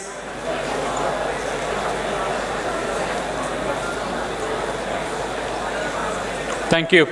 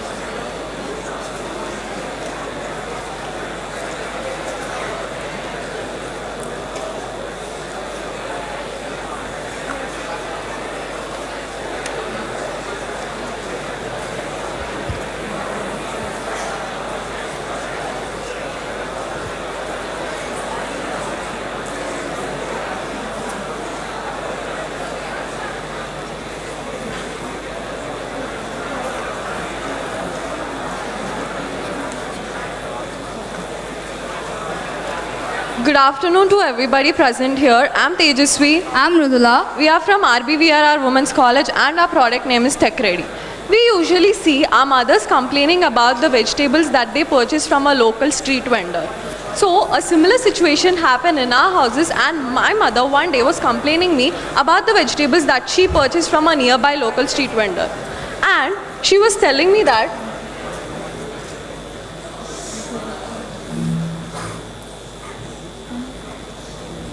And one day she was telling me that the street vendor wasn't ready to lower the price of the vegetables even though they were not so fresh and rotten. So my friend and I found a problem in this and we went to know the problems of the street vendors. We prepared a questionnaire, like we prepared some questions about their basic demographic data and to know the problems they were facing and also the problems they were facing in carrying on their business. And we found out that due to the pushing of the heavy cart, the street vendors were facing many health issues like back pains. Also, they are not able to maintain the freshness of the commodities for a longer period of time. And when we look this at larger scale, this is leading to the post-harvest losses at the retailer level. And in India, it's currently 12.3%. This is an ongoing customer survey that we are doing, and these are the areas that we covered. This is the questionnaire. This is the proof pictures of our customer survey. And we found out the other existing problems like spillage of goods and also overloading. And then we did our literature survey research and we proposed our solution. Our solution consists of cabin and mobility part. For vegetables and fruits, they need to be maintained at certain RH level for their longer period of shelf life. So we did a research and we took the average relative humidity and temperature and we are maintaining that in our cabin with the help of evaporating cooling pad and sprinkler system. We install polycarbonate sheets around the cabin so that sunlight and harmful sunlight and pollution and heat won't enter into the cabin. And for vegetables like root vegetables mostly, potato, garlic, ginger, they don't need any moisture for shelf life. So we have created a space under the cabin so that the vendor can put his vegetables under the cabin, and there is also space for keep his belongings over there. And coming to our mobility, we are using renewable source of energy, which is solar energy, and we can also charge our cart like a normal electric vehicle too and ride it as a normal EV vehicle. We are sustainable, we are dual powered, we are eco-friendly, and the commodities inside the cabin will not be exposed to the harmful environment. And we are also giving inbuilt compost bin and solar dryer, which helps the vendor to generate extra revenue. This is our market size. Our TAM is in street vegetable vendors who are stationary as well as mobile vendors in South Asian countries including India, and our SAM is South Indian states, and our SOM is Hyderabad and nearby areas of the Hyderabad. As a part of our market research, we carried out a competitive analysis and we found out the similar existing carts in the market, and we came to a conclusion that no cart present in the market solves the increasing of the freshness of the commodities issue. It only solves one issue, that is the mobility, and most of the carts are highly priced, ranging from 80,000 to 1.8 lakh, and it is really hard for a normal street vendor to afford it. Coming to our business model, our target customers are the street vendors, the stationary commodity sellers, also the government, in which they introduce schemes to help the livelihood of the people, and we can sell our carts to them and they can distribute it to them. Our value proposition, we are eco-friendly, and the costing aspect, we are low cost compared to the other carts in the market, and we can make our carts more affordable to the street vendors by going through the CSR funds and also renting our product. And we have extra features like solar dryer and compost bin for the leftover vegetables. And the mobility issue that we are solving, the cart can be run like an EV vehicle, and it can also be run by the solar energy. Our key activities would include product development and improvisation based on the customer feedback, improving our marketing activities. The revenue streams would be the revenue earned from the cards sold, renting the cards, partnerships, and the advertisement. The marketing channels would include word of mouth, social media marketing, events, and campaigns. We have developed our proof of concept, we tested it, and then we prepared a 3D model of a product prototype, and in the future, we are aiming to do the minimum viable products, deploy it in different parts of India, test it, and then prepare our final product. These are the test results that we did on our proof of concept. We did a vigorous testing for more than a month, and we did testing in all the weather conditions like the extreme sunlight and also on rainy days. And those are the tests, the relative humidity and the temperature internal and externally at that point of time. And we came to a conclusion that we are able to maintain a more than 5 degrees temperature difference inside our cabin compared to the external environment. And also the relative humidity inside our cabin is always 75 to 80. From idea generation to idea validation, developing proof of concept, applying to Smart India Hackathon and winning Smart India Hackathon 2022 under the problem statements, smart and sustainable supply chain. Then we applied to HeartStart Accelerator and we got shortlisted. We applied for a trademark and we started building a prototype. And we got selected for IDE bootcamp, which is held in Guwahati, and we got selected for TSIC in Tinta Innovator. And this is our product prototype. Smart India Hackathon 2022 and HeartStart Accelerator program. We are all women's team and we are a team of 4. We are graduates and we are from forensic science, biotechnology and chemistry background. These are our roles in the project, and our mentors are Dr. P. Jhansi Lakshmi Madam and B. Manoj Kumar Sir. Thank you.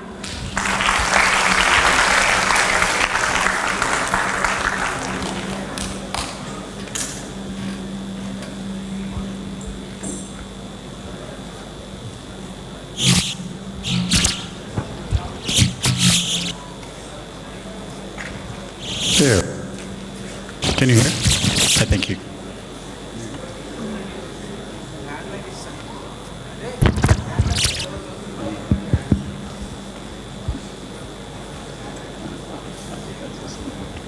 All right. Can you hear me? Yes. There you go. We need to get an innovation around microphones. I think every year. Good job. One comment I have, it was good to see your product, and there were 2 things that popped into my mind. I think and you'll get there in your next step of development, is the cost structure of this card versus, I'm sure they pay almost nothing for the little hand carts they're pushing. So I think because of that, you need to talk about something else. And what you need to talk about is how much more money are the street vendors going to make if they have fresh produce longer, right? Because right now, I think what I heard the problem was the produce gets bad quickly, so then they have to lower the price to get rid of it, or they can't sell it, one or the other, right? So now what you're saying, and I don't know because you didn't tell me, but it looked fresher. How long is it fresher? Are they going to be able to sell those at a higher price or sell them at all, and what is that amount? And that's a way to maybe offset an increase in the cost of the bike itself. So I would change a little bit of your focus from cost to helping them increase income or revenue, and that would be a more clear pitch, and a value proposition would be a little bit more powerful to the street vendors. So I think that area I would like to see a little bit more on, but otherwise I thought you did a nice job. Thank you, sir. So, but when we introduce our cart into the market, the street vendors can increase the price of the vegetables and then sell them, because the commodities are not exposed to any pollution. They are fresh. Yeah. And people will be willing to buy fresh vegetable, and they prefer fresh vegetable more than the withered vegetables. Yeah. You need that in your pitch, though, right? Yeah. You see what I'm saying? Yeah. I get it. I think you can, but you have to tell everyone. Okay. Yes.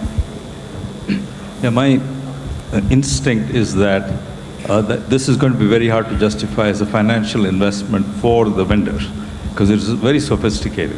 I think for the amount of extra income, they probably could make that, but that's just a guess. So you probably need to think of this as you said, CSR funding or government funding. If there's some way to bring down the cost, absolutely the lowest cost at which you can make this, as opposed to make the argument that it'll pay for itself.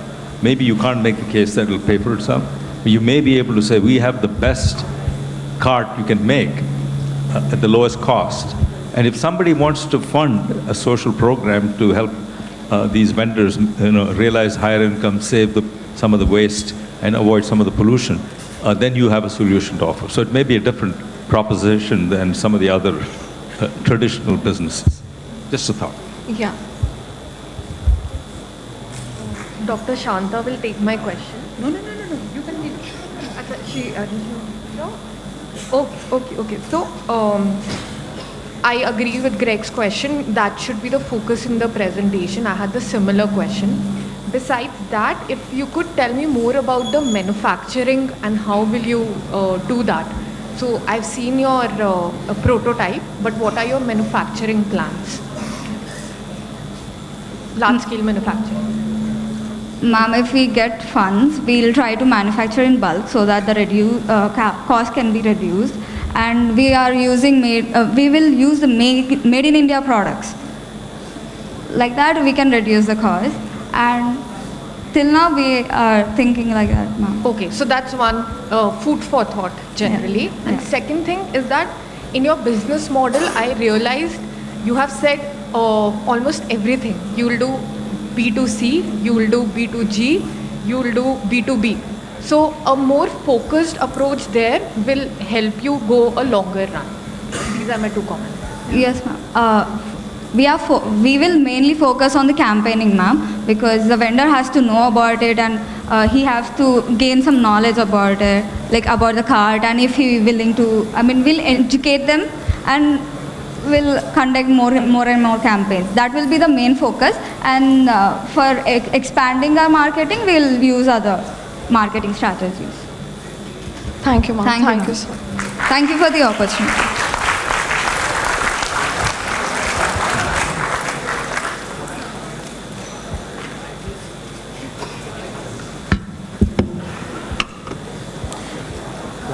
Thank you, team. I request the audience to take their phone, scan the QR code in case you want to recommend this team for Dr. Leben Johnson's People's Choice Award.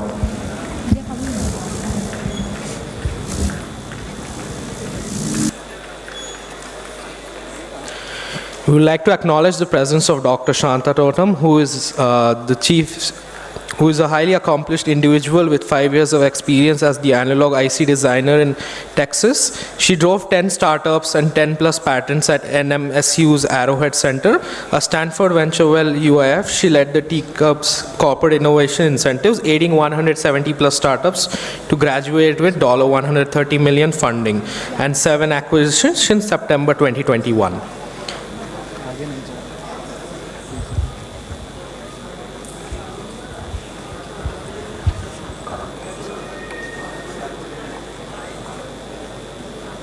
Thank you again, Dr. Shantarattam ma'am, who is the Chief Innovation Executive Officer of Telangana government. The next team that will be joining us is Agro India, followed by Polyfuer.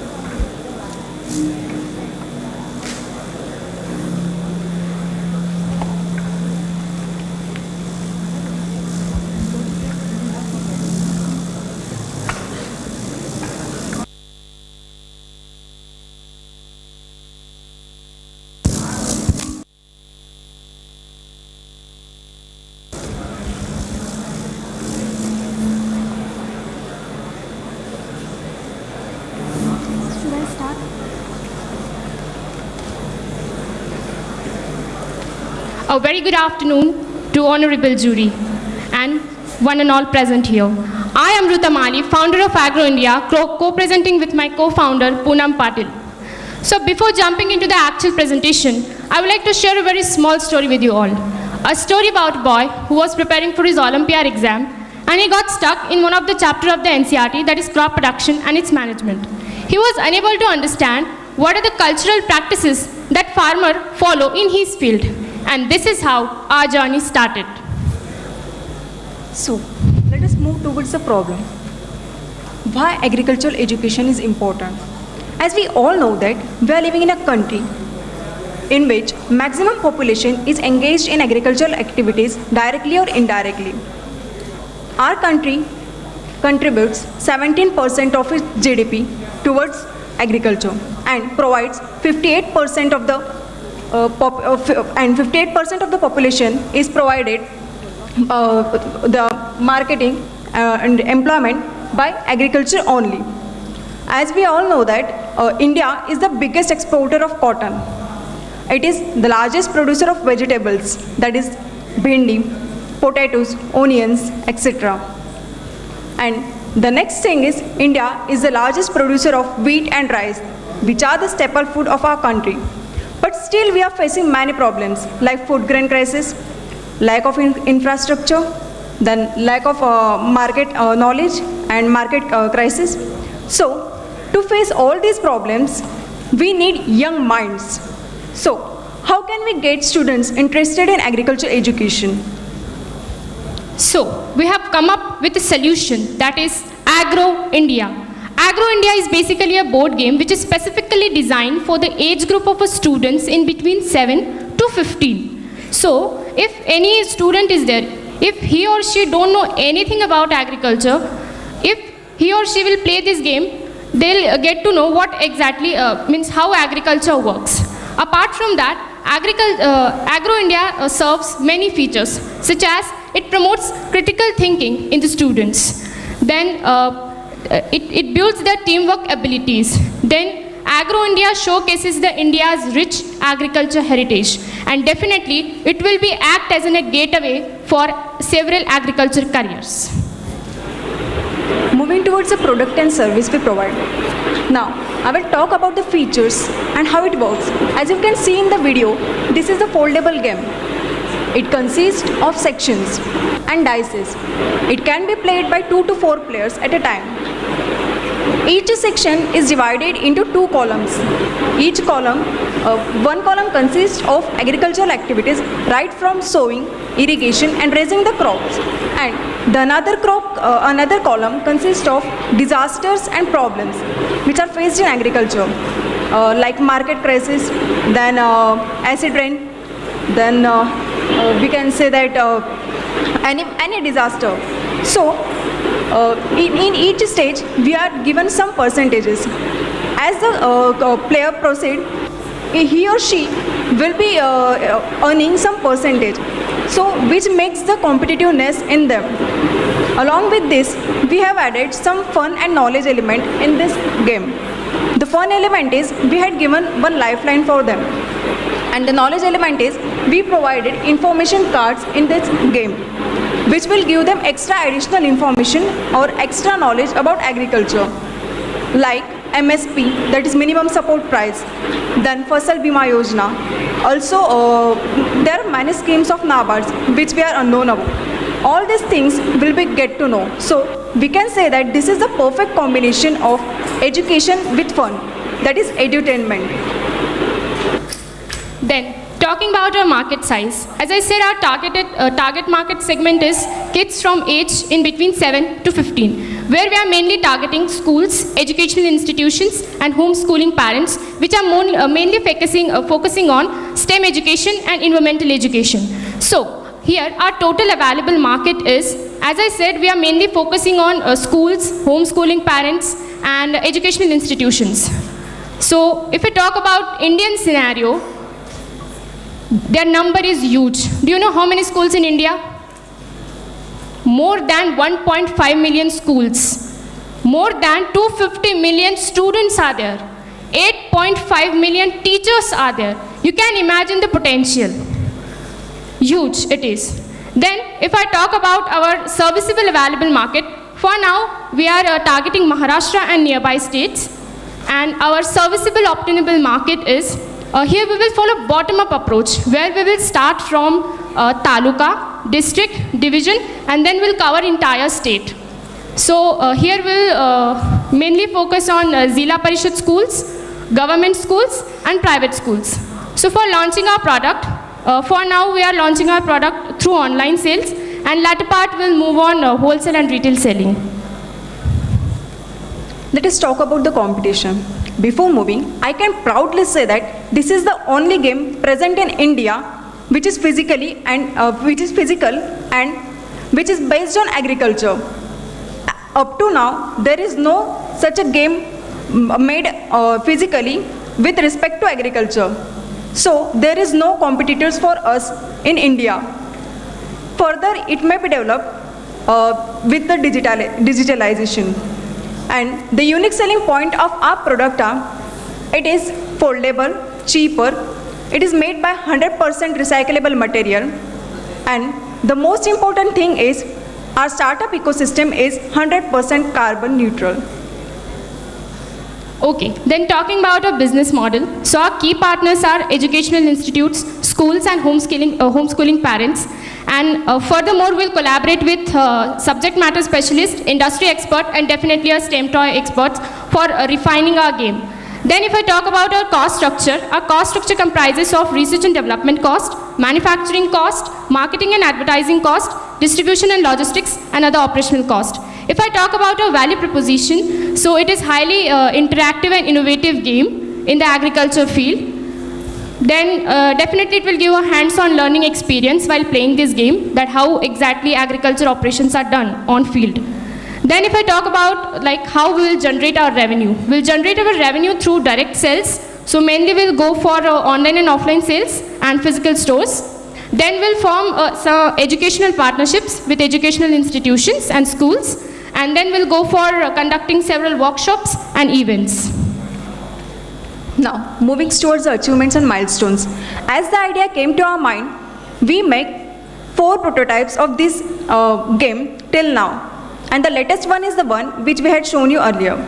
And talking about the achievement, then the achievement is that we won the national level toy development competition, Toycathon 2022. Then, talking about the most important thing, the team behind all of these. Our team comprises of 3 members. I am Ruta Mali, founder of Agro India, currently pursuing BSc Agriculture Honours 4th year from NMIMS School of Agriculture Sciences and Technology. Myself, Poonam Patil, and I am also pursuing BSc Honours Agriculture at School of Agricultural Science and Technology, NMIMS, Shiripur campus. And we both are working in Sobus Innovation Cell of our college. Then talking about the most important member of our team, co-founder Yash Mali. He is the only one guy I was talking about in my story, from whom only our journey started. And he's the only one guy who represents our team in national level toy building competition, that is Toycathon 2022. Thank you so much. That's it from our side. We are open for questions.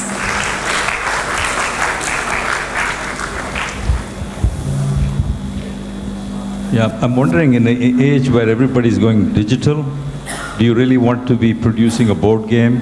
Can you find a digital version of this that might be easier to sell, sell much cheaper, and even less carbon footprint than what you are proposing, and find some clever way to get people to play the game online and maybe even compete with each other and play remotely with people in other locations and so on. So I'm wondering if a different approach might achieve your goal, which is, increasing awareness.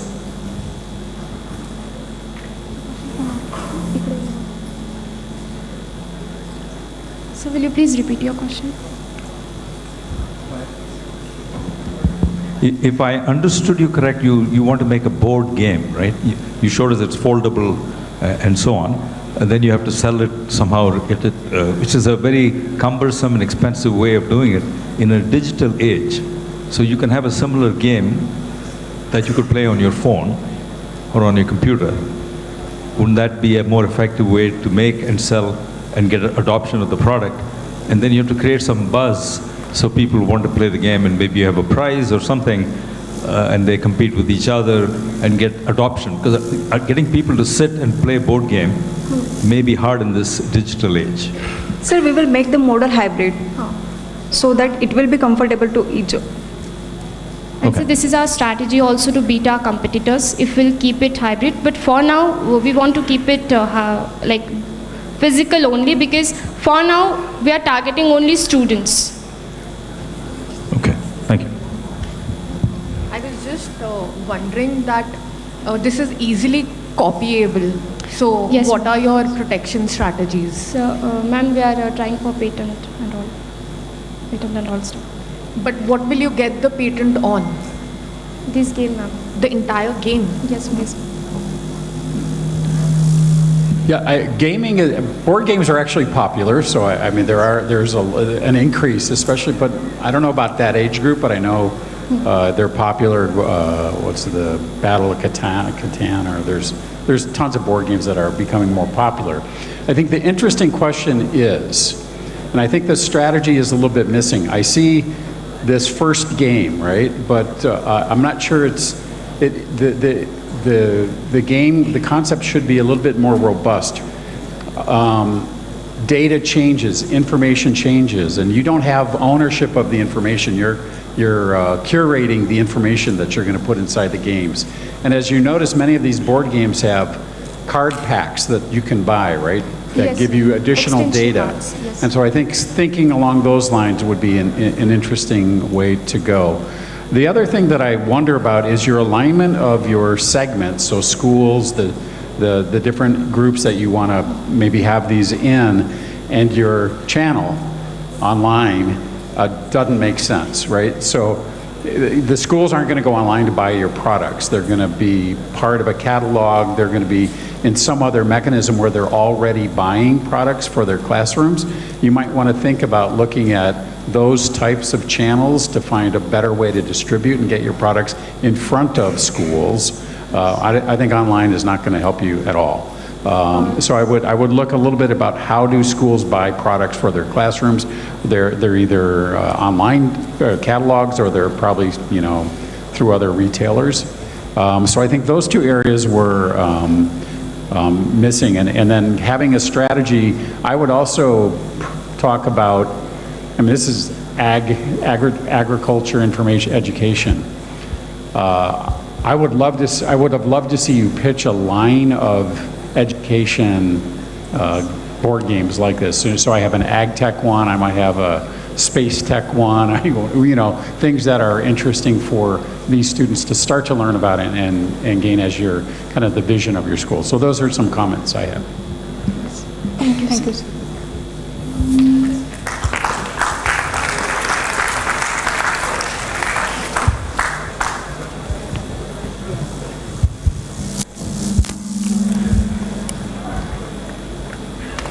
Thank you, team. I request the audience to take their phones, scan and vote in case you want to recommend this team for Dr. Levin Johnson's People's Choice Award.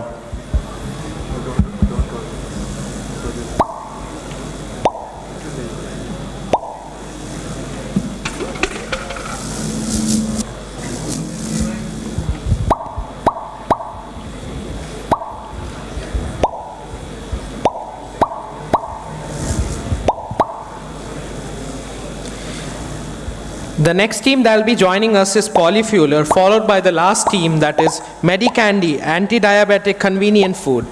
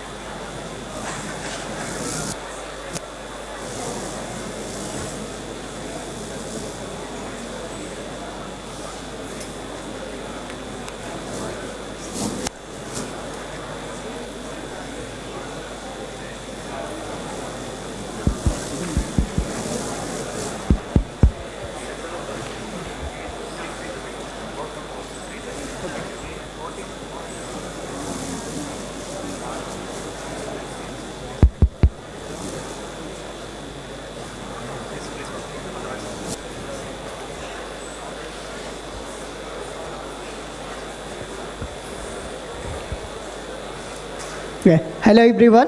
This is Vinit Kumar from team Polyfuer. Basically, we have developed an integrated automatic machine which convert waste plastic into fuels. Nowadays, as we see, the very biggest problem in the world is waste plastic. We use the waste plastics and then we throw that plastic into the open environment. But effect of that plastic, as we see now in our daily life. Here are the problem that we have faced due to the plastic waste, like the effect on human health, contamination in food, climate effect, and these are the several effects that you see nowadays in your daily life. So here are some pictures that I have collected from our locality regarding the plastic waste effects.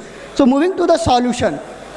So I have developed a machine, Polyfuer, which convert waste plastic into fuel. Basically, in this machine, we have developed a catalyst and several extra process, that is depolymerization with catalytic reduction. For this process, we have developed our own catalyst through which it's convert the 1 kg of waste plastic into 800 ml of fuel. Only the cost investment of the 30 rupees per liter production.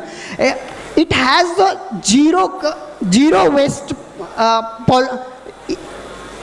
it has very low processing cost and zero pollution from our machine because it is totally integrated and fixed module we have developed. I will show in here is our products picture that you can see in the lower side.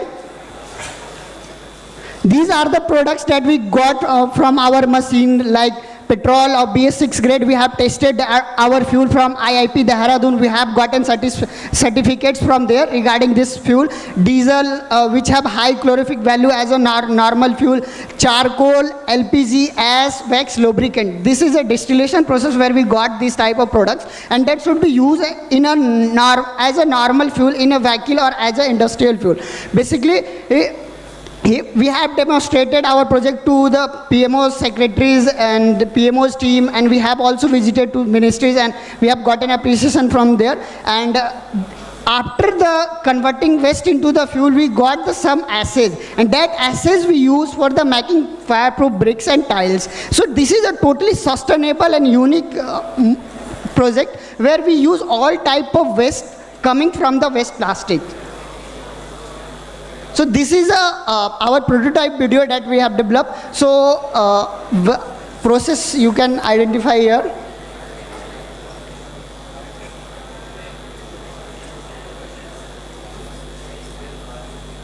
This is a fuel that we are getting from the machine.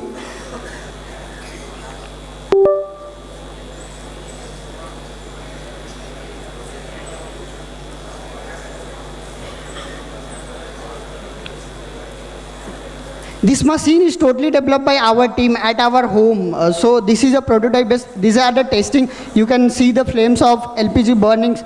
These are the testing which we have used in our vehicles, and we have also got certification regarding this fuel from the different institution. Our project has been tweeted by the ministries. So here now come to the market size.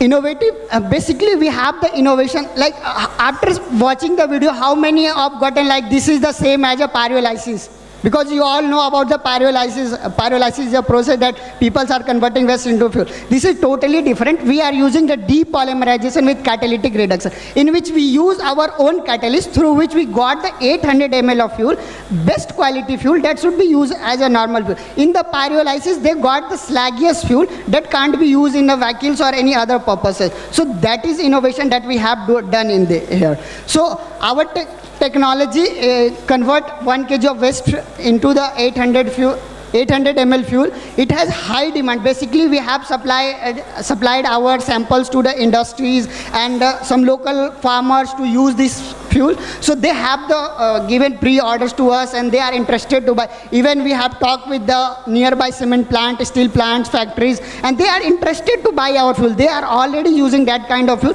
with the much higher cost and very the similar as efficiency. So they are interested to buy our fuel also. Even we are getting the orders for the machines also regarding this technology. So we will sell the fuel as well as machine, and after selling the machine, we have the buyback guarantee of the fuel. So we have the huge amounts of order right now. So we will manage it. So here is the market side that I have mentioned. That is that TAM is 3.4 million per annum, and SAM is 1.1. And we are right now we are covering the TAM only for the India or basically segregated plastic we want. So we are covering the very low areas right now for the West. So this is the 0.5 million per annum. These are our unique proposition that has been satisfied by the different institutions, CSIR and IIP Dehradun, regarding it has high burning capacity, basically less pollutive comes from the sulfur. Basically the sulfur contamination in our fuel is very low. Because we don't use the PVC in our plastic, we extremate, and due to the catalyst which we have developed, it reduces the effect of sulfur in our fuel. So this is a very eco-friendly fuel that should be used in normal vehicles. So it can be reduce our fuels also, pollution also. High mileage, it have the very best grading regarding the BS4 grading. So it could be also increase the mileage efficiency of the vehicle. Industry demand can be used in transportation vehicles. We have collaborated with some transportation company regarding nearby district. They are interested to buy our fuels for the dumpers or some big vehicles. Okay, this is our business canvas. Basically, right now we are purchasing our plastics from the Nagar Parishad, Nagar Nigam and NGOs. And you after converting that plastic into fuel, they sell that fuel to the Nagar Parishad and Nagar Nigam. They use that fuel for the vehicle regarding Gaadi wala aaya, ghar se kachra nikal. And they are interested. They sold their plastic to us at 6 rupees per kg we buy. And after that we sold our fuel to them at 70 rupees per liter, and they are using this. So they are interested. We have the industry is also interested. We have given the samples to them and they are interested to buy. Here is our go-to market plan regarding we will just want to introduce this as an industrial fuel where industries have the demand, and then after we will collaborate with the nearest filling station. So where we will supply our fuel and they will supply to the nearest farmers and all using peoples. So here is our future plan. I want to develop a mobile polyfuer. Basically, this is right now the problem is to collect the waste plastic from the different places that we need. So we will develop this kind of machine which go to the different places and collect the plastic directly and directly convert into the fuel and store that inside this, and that should be supplied to the area. So we are working on this along with IIT Patna, and we have got an incubation for this project there, and we are working over. So these are the achievements. We have demonstrated our project to the PMO and gotten the Swasthya Sarthi Fellowship last year. I'm the fellow of and then we have presented our project to the 30 countries and 7 countries and invited me regarding the technology and catalyst that I have developed in this project. We have demonstrated at several levels. We have gotten an award from the Petroleum Ministry and Agriculture Ministry regarding this. So this all from here is my team. I'm Vinit Kumar and my co-founder is Manish Bibu, and I'm the SSF fellow last year 2022, and our mentor is Eminent Mishra, assistant professor, and Pankaj Kumar Singh, research scholar IIT Mandi. They have helped me to develop the catalyst, and now I'm open for the questions.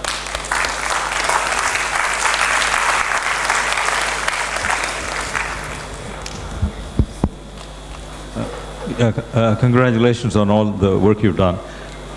The heart of your idea is the catalyst, I think. The heart of your idea is the catalyst. Yeah. And usually it takes a lot of research to come up with a catalyst. If you have, in fact, such a catalyst, the potential is enormous because it's not limited to your regions that you're drawing in your map. It could be sold maybe in every corner of the world. So how did you come up with this catalyst? So basically, we have researched over this project from 2019, and then that time when I was working on this project, getting the slaggiest material that like the pyrolysis the people got. Then I have come with the different paper researches and all things. Then I got our mentor Pankaj Kumar Singh sir from IIT Mandi, they suggested that we have to work on catalyst. Then we are working along with him, and then we have developed a catalyst. That catalyst is developed by us from the local material that we found in our locality, and that is a liquid form that mixed with the batch processing plastic waste and then feed into the machine. Yeah, I think very exciting, very interesting. If it's a unique catalyst, as you imply, right? This is, I don't know why you would waste any time on creating and making the fuel. The fuel is an operation, capital expense can become very competitive just to make the fuel, but to sell the catalyst and to build a business around the catalyst, patent that catalyst, and then use that as, just like Coca-Cola. They don't make, they don't bottle, they don't make the soda, they sell a syrup. I don't think you need to make the fuel. I think you need to really focus on building a business around this catalyst. And then you can scale that extraordinarily quickly. And you can see these fuel production factories built anywhere. You don't need to worry about that. That's, you need to be selling, own the catalyst. Just like, Intel inside. You want to have Polyfuel inside. That's you. So it really, if it indeed is unique and you can get a patent on it, a really brilliant idea, I would change my focus and I wouldn't make the fuel. Yeah, we have filed the patent in the collaboration with the IIT Patna incubation about that catalyst. So right now I'm not disclosing that. This is the reason. And for another unique is the process, that is depolymerization with catalytic reduction. That process is only done in our technology that we have developed in this. So this is another unique module that we are applying in this for getting the best fuel on low processing cost. Yeah. Okay, so Vineet, you are the tech guy. Where's your marketing person? Actually, he had the university examination on same date. That's why he didn't come. Okay, because he would have done the right selling. So you should play on your expertise as well. So that's one thought for you. The second thing is, what are these government pre-orders that you have sourced, and where are they from? If you're okay to name them. Yeah, sure. Actually, we have collaborated with the Nagar Parishad, nearest Nagar Parishad. They have signed MOU. We have 5 district MOU right now. We are buying their waste plastic and supplying our fuels to them. Right now we have 20 kg batch processing unit as a prototype unit, and we are supplying our fuel. They are using normally and they have given the feedback. Even I have the district magistrate report, then they are happy to use this fuel. I have taken with us. And another reports regarding the fuel testing and all from governmental bodies, we have gotten the certificate. Last time PMO has awarded at Delhi in SSA fellowship regarding Parminder Mani. They have awarded me regarding this fuel technology, and they have also supported from the ITC collaboration regarding there, and we are working with them. Okay, great, and all the best for your patent. Yeah, thank you. Thank you.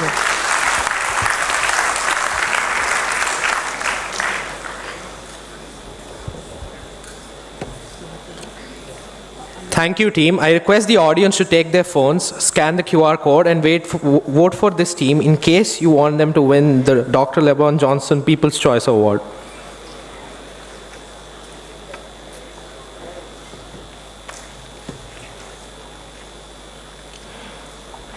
The final team that will be joining us today is Medicandy, anti-diabetic convenient food.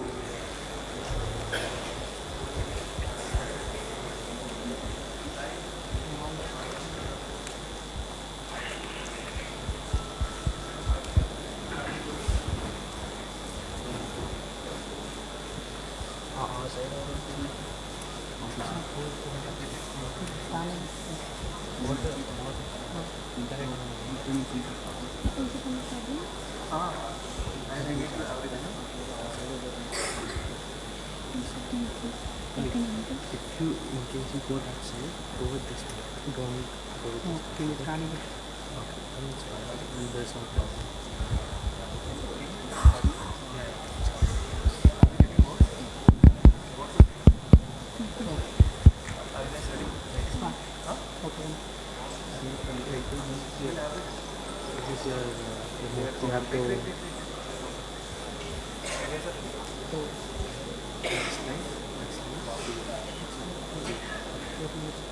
year, this is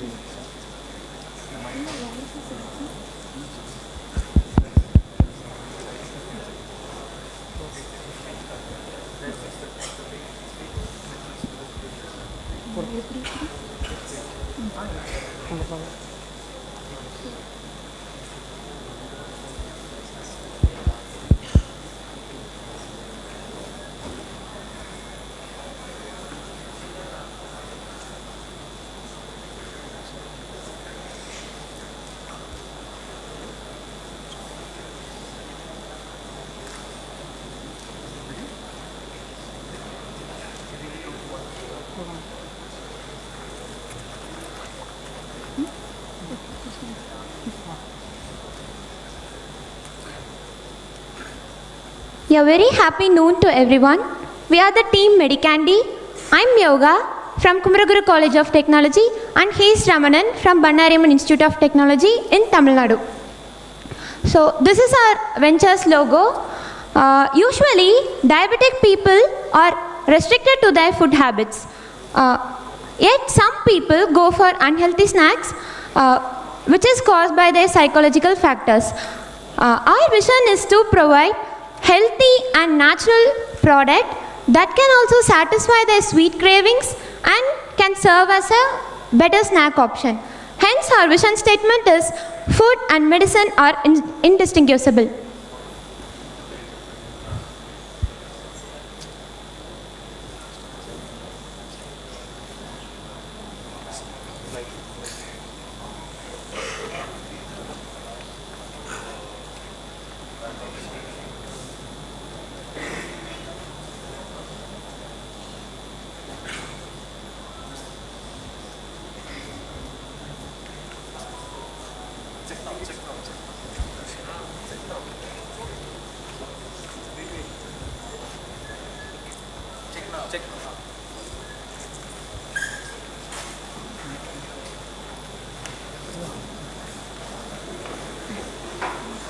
The problem we have worked on is about diabetes mellitus. It is a global health concern, chronic metabolic disorder. As per the statistical data provided by American Diabetes Association, in 2019, nearly 12% of the American population had diabetes. It is gradually increasing today. Synthetic drugs prescribed for this condition have several side effects. So, synthetic drugs prescribed for this condition have several side effects, and so diabetic people do have sweet cravings.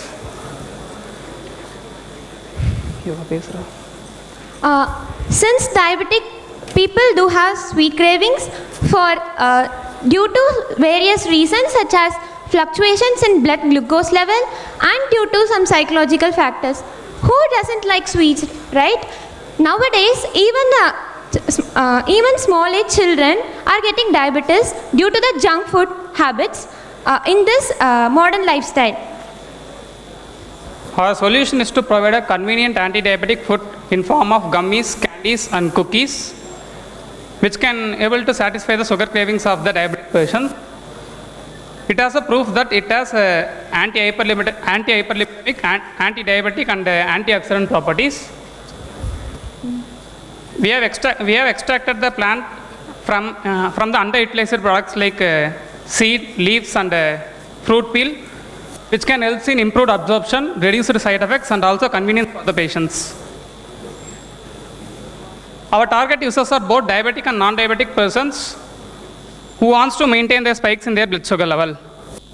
Technically, our product helps in inhibiting the enzymes that break down carbohydrates, which can increase the blood sugar level. The main feature of our product is to satisfy the sweet cravings of the diabetic persons as a good snack. This is the example image of a similar to our product, which is already existing in market, but it is used as a sweet gummies for children. We have taken a survey regarding customer acceptance and market size analysis. From this, the results are as TAM, nearly 35 million people in a state, for example Tamil Nadu, are targeted to be the users. SAM, 3/4 of the people in a city can be reached and benefited. This is a short-term analysis for SAM, for SOM, that is serviceable available market. Out of 100 people, 80 people can be the target customers in the short term. In the long-term process, we could provide service to the entire country. That is 1.42 billion people in the country. There is 20% population affected by diabetes. From the results of this survey, it is sure that diabetic people have likely to have most sweet cravings. According to our survey, nearly 78% of people have accept our product, and most preferred by the people are gummies, cookies as a medicinal product. So this is the according to us, direct competitors of us are diabetes gummies producer, which is already existing in the market. But the thing is, this is too expensive. For 30 gummies for a monthly pack, it is around 750 rupees, which cannot be affordable to wide ranges of people. Yet it is clinically proven as a diabetes management product. Our indirect competitors are diabetes care supplement producers, diabetes care herbal tea producer, and other cookies producer, which is available in the market for diabetes care. Our product can be affordable to wide range of people. We are using the underutilized part of the plant, which is going to be healthy and tasty using the natural sweeteners.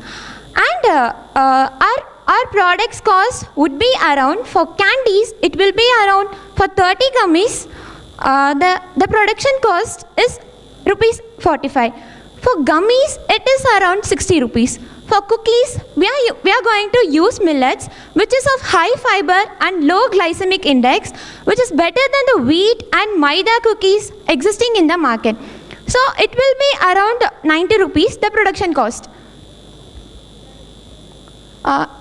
These images show the process flow of our product. We used seeds for our prototype model. We are also planning to use leaves and also the fruit peel, not the fruit, because fruit can be consumed directly. The fruit peel and leaf and also the seeds can be used. We used seeds for the oxalate extraction. Then we prepared the extract. Then we added sweeteners and we prepared the gummies. These are the images of gummies. Then we tested it for sensory analysis. From that, we could conclude that the taste of the gummies were similar to the gummies and jellies in the market. Then it was a pleasant smell, and appearance-wise, it is like translucent and no colors were added. Artificial and natural colors, no colors were added and no preservatives. Then taste-wise, it was good. This is the business model canvas of our venture. Our key partners are mainly farmers who are the suppliers of sweetener and parts of the plant. We encourage using underutilized product, and the distributors of the product are also the key partners. Our key resources are since we are using seed fruit peel, we can dry it and store. Hence the extract can be brought from it, and throughout the year we ensure the production and for the consistent supply. Then sweetening agent should be of good quality with 0 sugar, 0 calories, since we are using it for diabetes. Our key activities are choosing the best quality product for the people. Our value proposition includes the pain relievers and gains that are fulfilling sweet cravings, providing a healthy snack for all the diabetic people, and also the people who wants to control their spikes in blood sugar level. It can be included as a part of balanced diet where sweet plays a major role. And customer relationship, we ensure guaranteeing and branding the product by accessibility and convenience assurance. Then channels by which we can connect with our customers or by direct sales, which are the most important thing in our first step of the startup. Then online platforms like e-commerce website. Then we have segmented our customers into diabetic and non-diabetic who wants to control their spike in their blood sugar level. Then cost structure, as I already mentioned, it is affordable to wide ranges of people. Then the most expensive material is the only natural sweetness in it. Then low cost structure than the competitor. Revenue streams by which the company can be benefited are sales of the medicinal gummies or cookies or candies. Then we are using the underutilized product. So it drastically reduced the capital cost where other biotech food companies face difficulties. We are the team Medicandy. This is our first stage. So this is going to be our achievement of our first step. We thank our guides and our institution for providing facilities to do this in the research phase, and we also thank GITAM University for giving this opportunity to meet the brightest minds of the nation and also share our ideas and refining our ideas. Thank you.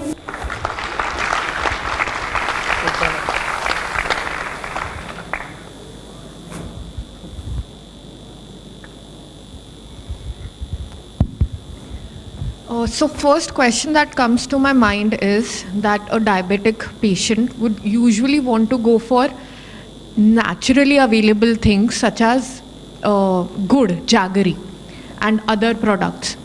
Though I understand your product will also be naturally made, but there are usually fears of adulteration there, or just depending on a gummy and external source. So how are you planning to combat that thinking? Ma'am, we can ensure the customers by food safety testings, by which we ensure that no preservatives or adulterants. Since we are using 100% vegan part of the plant, which is 100% vegan, then as sweetener, jaggery cannot be used, ma'am, because it contains sugar, a lot of sugar in it, which obviously increase the glucose level. Okay. And my second question is with respect to the price, that if I understand that you found that right market gap. So what is it that is stopping other players to enter this market? Why? Because there are gummies for hair, skin, multivitamin. So why is this area niche? What is that thing that is stopping players to enter it with that low cost? What are you doing differently? Do you want me to rephrase the question?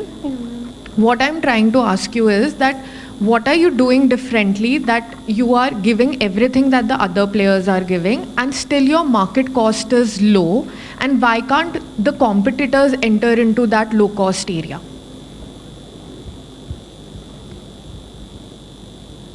Yeah, ma'am, we are using the underutilized parts of the plant, seeds or fruit peel. We go for direct extraction using the water as solvent.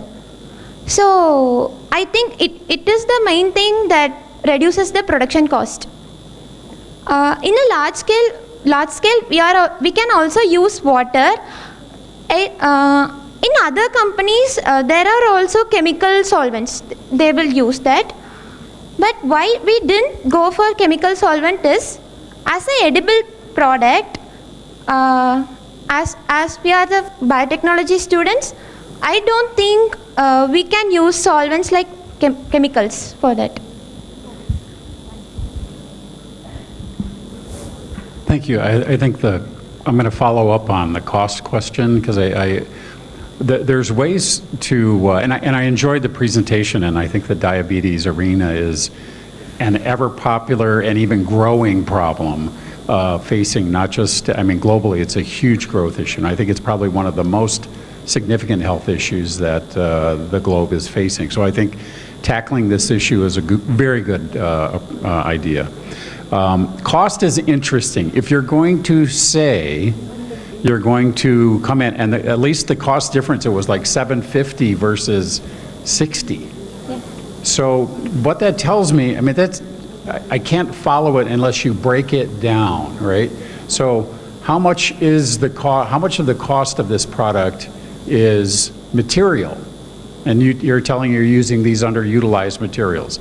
Okay, so what's the difference just in the raw material between the typical product and your product? It's probably not very much, is my guess. And then what's the cost of production? And how much of that is in that price, and so on. So if you break down your cost structure and map that against the current cost structure, they're at a super high volume already, right? Then that can help us understand how you're getting to this mostly not believable cost difference, right? I think that's the problem that I feel. So if you can figure out a way to break down and show what's the current model, how does it work, and why does it cost this much? And it could be things like brand and other elements that's a different problem, right? You're gonna have to brand your products as well and go to market, and there's other things that you're gonna have to pay. So when you get to, so I would suggest looking at, before you get to saying cost, you need to break it all down and make sure that you really can do that. So I would just, that's my guidance, because that's the area that I struggled with the most. No, you're talking about a consumer product, and so the branding and distribution of it, I think, would be a challenge. And I'm not sure how you plan to do that. I mean, how will the diabetics know about your product? How will they buy it? How will they keep buying it over and over again? Like branding or direct sales, first we have to give an awareness to the people. So most of the people who are diabetic are skipping their proper meals and adding more junk in their food habits. So we can make an awareness in this idea, so which can help them recognize about their critical condition. So they will understand the importance of our product. Okay, thank you. Thank you. Thank you.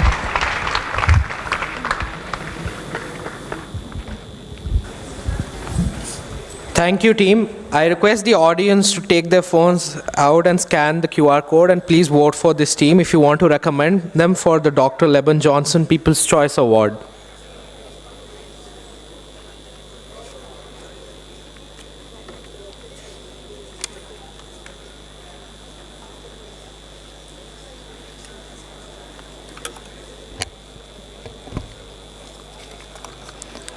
Our heartfelt congratulations go out to all the teams that participated at the grand finale today. Your passion, hard work, and dedication have brought you to this point. We extend our sincere gratitude to the esteemed members of our jury. Your commitment to meticulously evaluating each idea, your insights, and your expertise have been invaluable.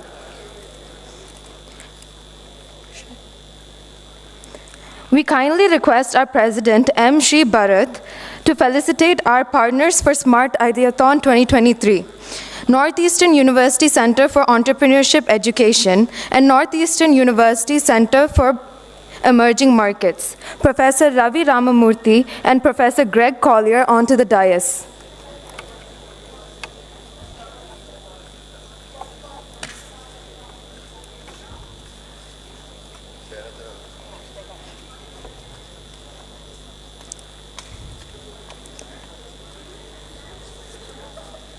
One by one or both together?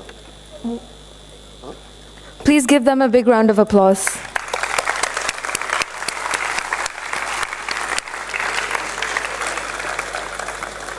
this better because we get all of this in the photo? Yeah. I think they wanted to first give you the plans. One for each of them. And they can take it back. Yeah, Give it to take them. it back.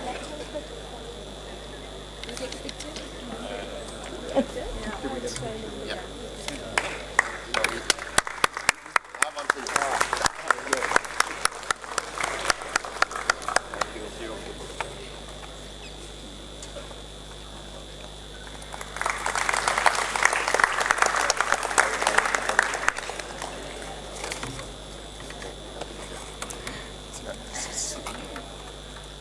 Thank you again. We will announce the results shortly.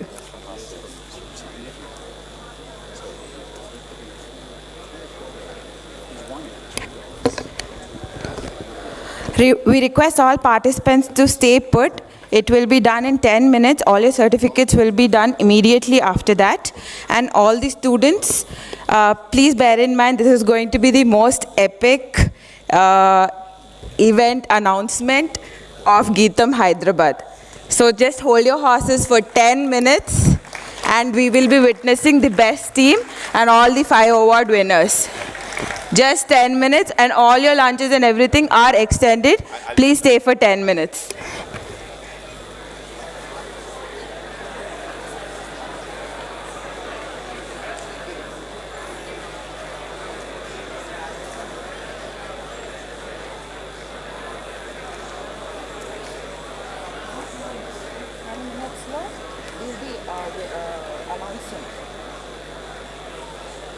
We'll give the certificates now.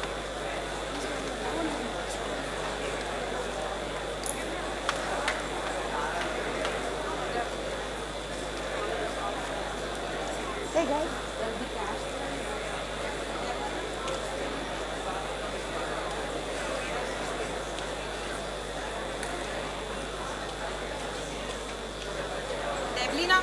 Deblina, once come here. Onto the stage quickly. Come. Tell the cash prize.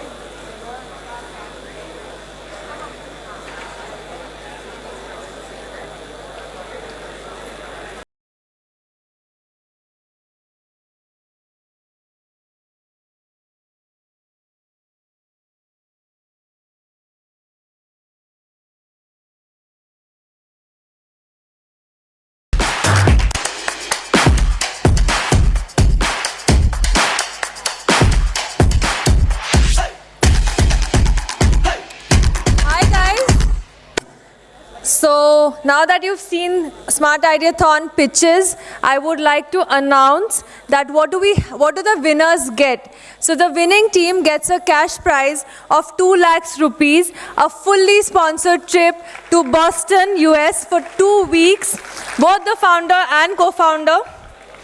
The runner-up team gets an exciting cash prize of 1 lakh rupees and a partly sponsored trip, which is a 2-week trip to Boston again.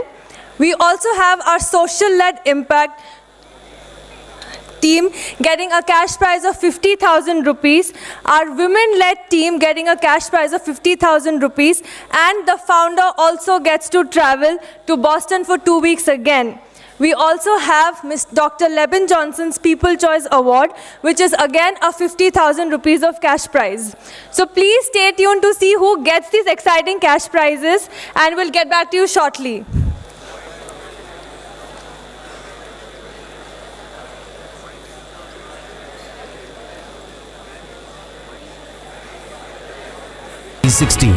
by our Honorable Prime Minister Shri Narendra.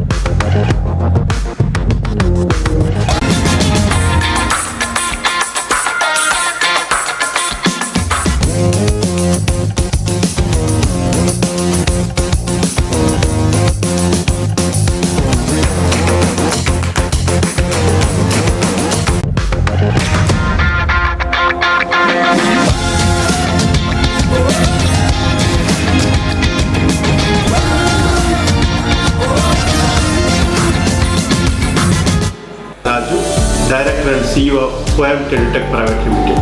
During 10 years of our journey with academia, we have interacted with several prestigious universities and renowned professors in the country. During the interaction, we found there is a great need for technology intervention for exam solutions. So we thought there is a huge potential and a huge market in India as well as globally. So we developed the product and moved to the market. We got good encouragement from the market. We have delivered nearly 15 million exams annually. So our aim is to provide cutting-edge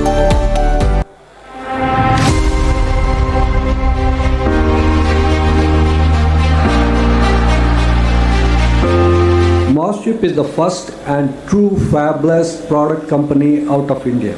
And we designed these chips. They were fabricated in UMC, Taiwan, and they got them tested, packaged there, and they shipped millions of them all across the world. And we had actually 20 different products. Most of them were connectivity products, and we had customers like Sony, IBM, and believe it or not, the Moss-Chip's product went into Airbus 350.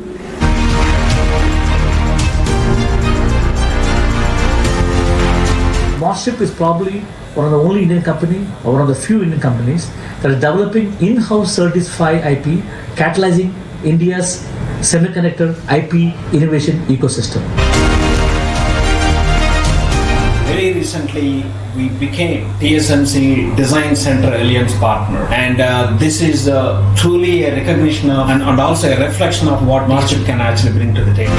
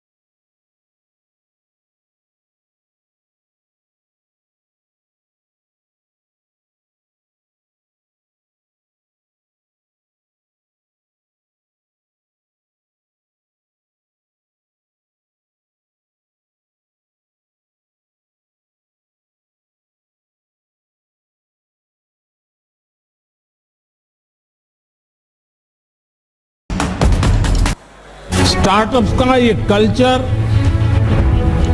देश के दूर दराज तक पहुंचे, इसके लिए 16 जनवरी को अब नेशनल स्टार्टअप डे के रूप में मनाने का फैसला भी किया गया।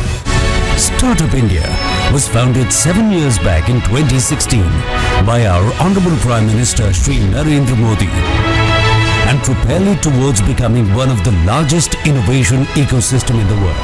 From 8 unicorns in 2016 to 108 unicorns today, we have emerged as the world's third largest unicorn nation. When government takes the responsibility of something, it takes proper care that it reaches every nook and corner of the country. So Startup India has been playing and will be playing a major role in the growth story of our country. Last 7 years have seen an exponential growth in the number of startups and in the different kind of startups that are coming out in India. This is all possible due to the last 7 years journey of Startup India thinking about policies in a wholesome manner. Various initiatives by Startup India have enabled this momentous growth. Startup India has actually created a very good systems and processes for adoption of such technologies into government ecosystem. That's really helped us tremendously. And the platforms like GEM, the government e-marketplace, they have specific areas where startups can sell their product to government ecosystems. This is only the beginning of our journey to a more innovative and inclusive idea. A nation of not just job seekers, but also job creators. Start innovations. Start opportunities. Start the future. Startup India.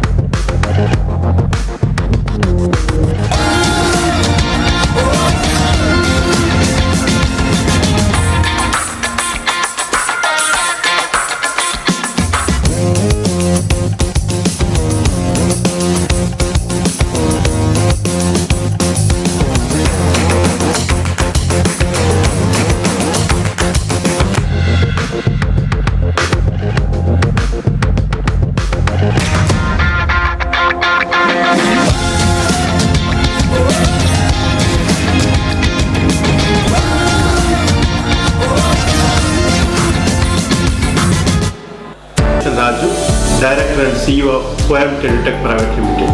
During 10 years of our journey with academia, we have interacted with several prestigious universities and renowned professors in the country.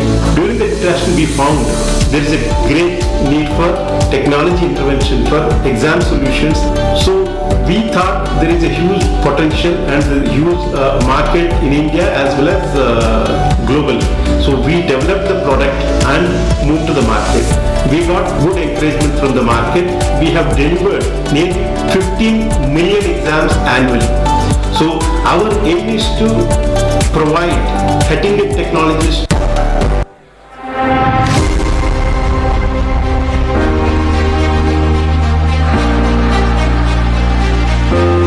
Northeastern is the first and true fabless product company out of India.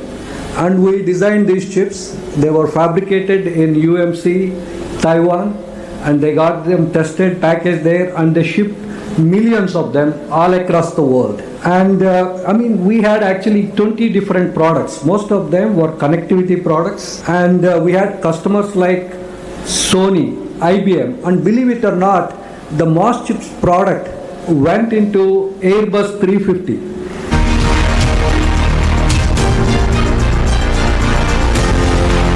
Smartship is probably one of the only Indian company or one of the few Indian companies that is developing in-house certified IP, catalyzing India's semiconductor IP innovation ecosystem.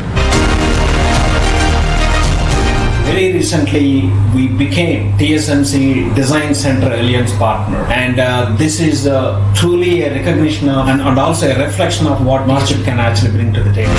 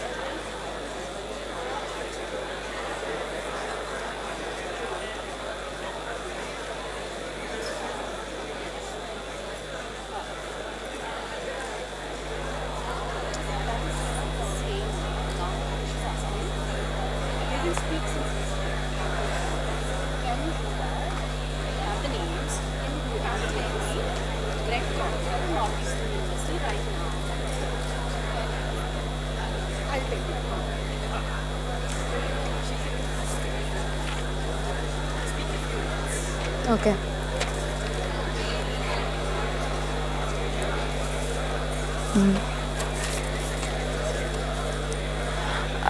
We would request Professor Greg Collier to come up on the stage and share a few words. Please give him a round of applause.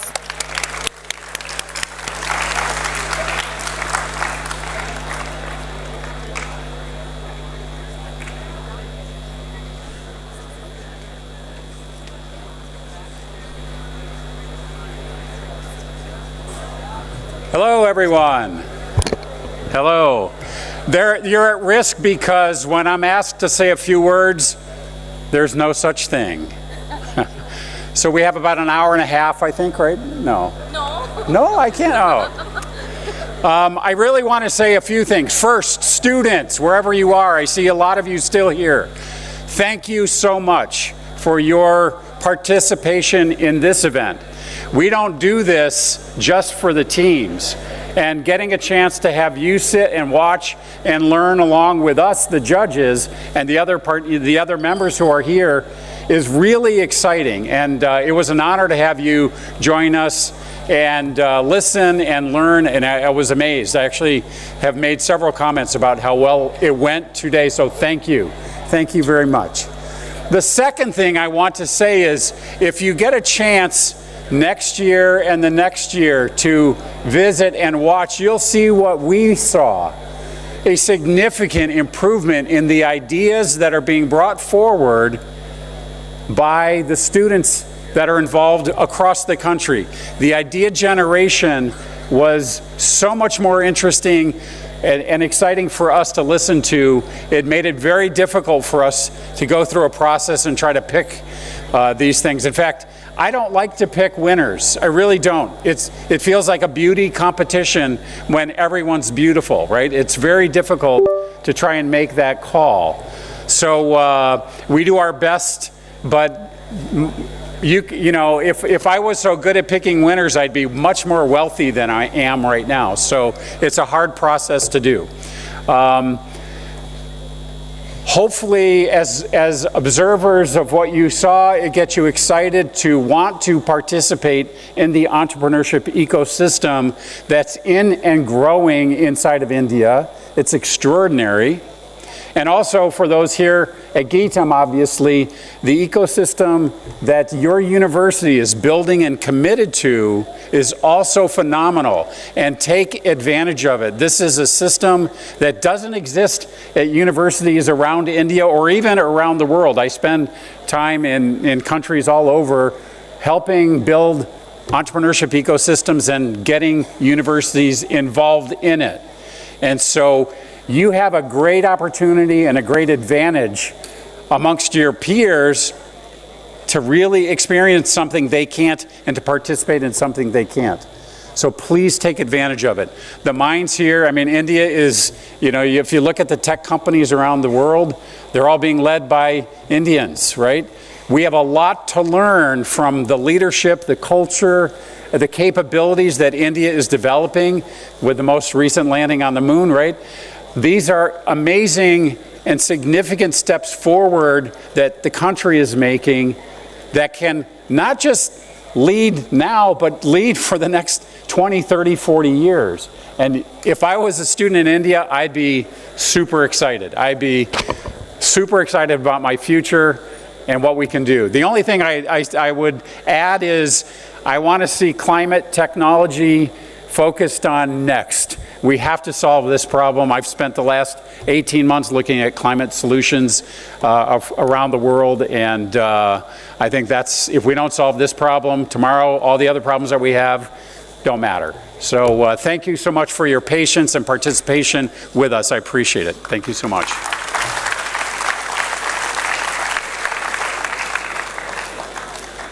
Thank you, sir, for your words. I'd also like to request Professor Ravi Ramamurthy, sir, to come onto the stage and enlighten us. Please give him a big round of applause.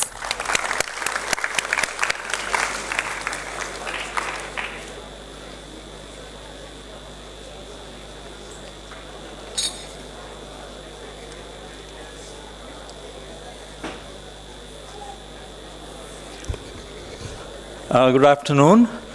I want to again reiterate what Greg said. Congratulate all the teams that made it this far to come to Hyderabad, and then to the finalists who had a chance to get and present in front of all of you, and to the audience for being as patient as you have been. Let me just say a little bit about Northeastern, why we are involved in this kind of endeavor. It's a long way from Boston to Visakhapatnam or Hyderabad, but when you think about it in a different way, it's actually very close. So I founded at Northeastern University the Center for Emerging Markets about 15 years ago, and the reason was simple. In the US, in the business schools particularly, we were not paying enough attention to countries outside the G7, the most industrialized countries. And it was very obvious 20 years ago that we were seeing tectonic change, that the center of gravity of the global economy was shifting from the north to the south and from the west to the east. If you could literally put the GDPs of countries geographically, you would find the center of gravity had moved. And yet, what we were teaching and what we were researching and the companies we were engaged with were too US focused.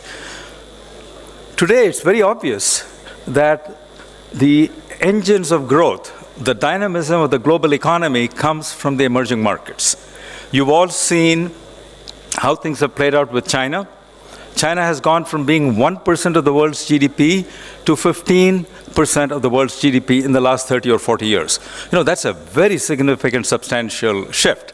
China's growth is now slowing. It's now India's turn to try to do what China did.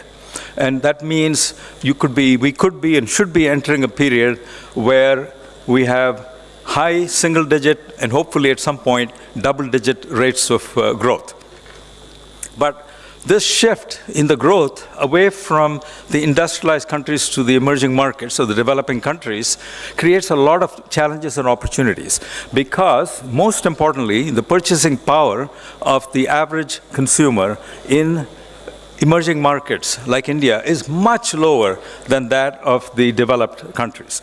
Per capita income in the US is over $60,000. Per capita income in India is about $2,500. So you're talking about maybe 1/20th the per capita income. So how do you take the products and services we've already developed for the advanced countries and turn them into products that are affordable and appropriate for countries like India? That is the huge innovation challenge and opportunity that we face. And that is one reason why Greg and I, coming from this opportunity in two slightly different perspectives, Greg being very committed to startup and entrepreneurship, and in my case, very interested in the whole innovation process, because innovation is how you actually produce growth. And innovation is how companies have sustainable competitive advantage. So innovation is very important. And a lot of the innovations are going to come from countries like India going into the future. I call that reverse innovation, by which I mean innovations that India will develop that will become relevant to the rest of the world. This morning we heard about a space company.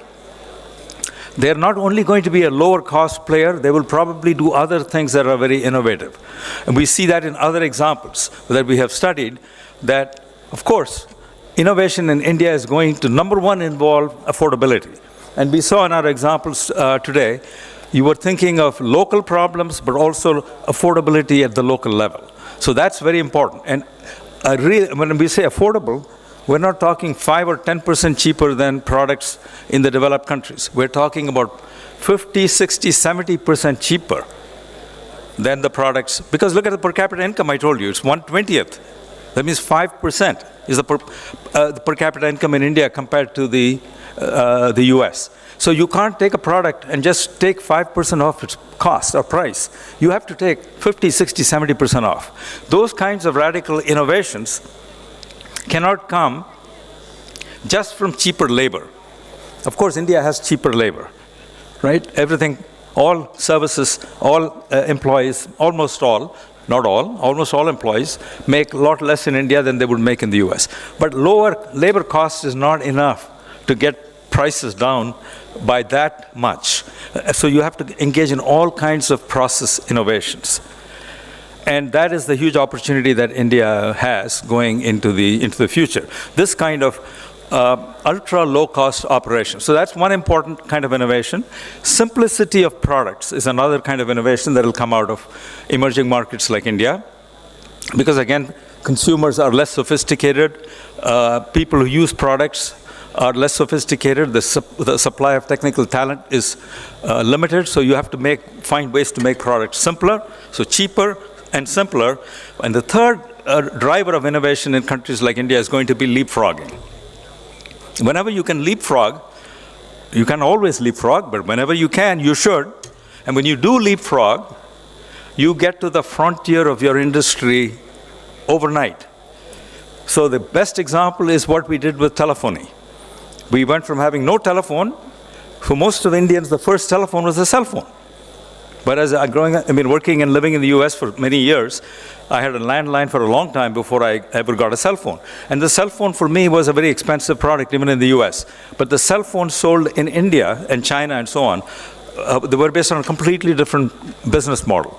So once you've created that platform of the mobile phone in the hands of close to 1 billion people in India or another 1 billion people in China, all the innovations that build on that platform, countries like India and China have an advantage over the industrialized countries, because the industrialized countries are held back by the legacy technologies that are already widely used in those countries. So think about e-payments, right? India is much more sophisticated. I still use cash. I use credit cards when I'm in the US.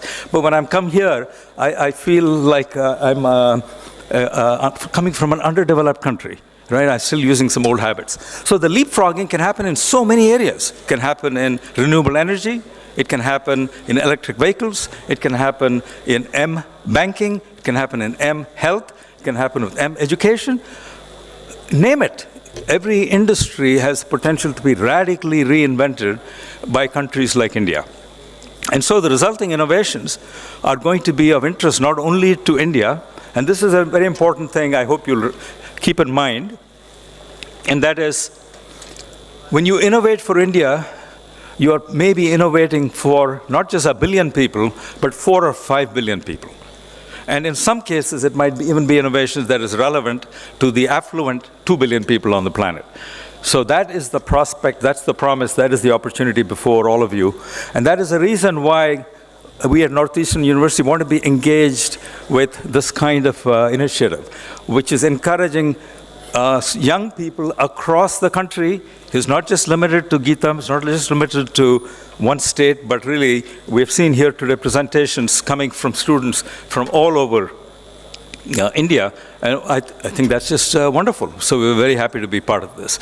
And I look forward to, we've heard some terrific ideas today, but I look forward to the day when there will be, one of these ideas will turn into a real big hit through the smartIDEAthon a couple of years back. Thank you very much.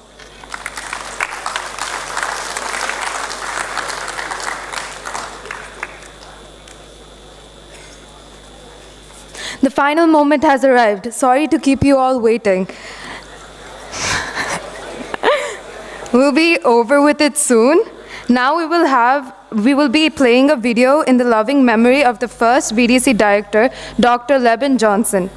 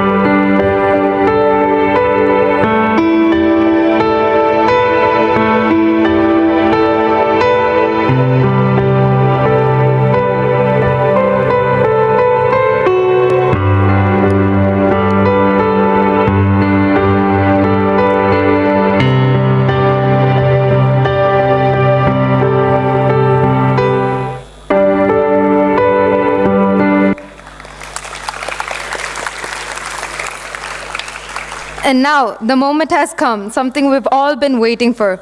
We'll be announcing the winners of all categories. The first category is the Dr. Leben Johnson People's Choice Award. Now I request our President, M. Shri Bharat Sir, to kindly come on stage and present the award.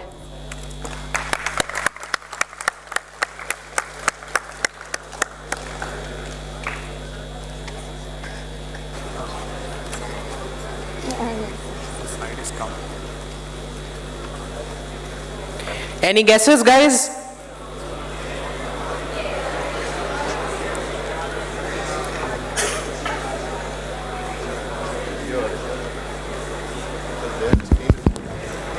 What do you prefer?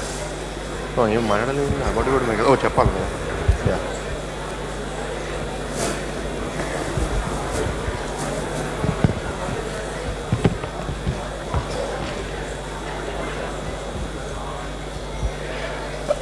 So the Dr. Leben Johnson People's Choice Award by popular vote goes to Medicandy. Give it up for them, guys. Congratulations. Please come up on stage. Please come up on stage.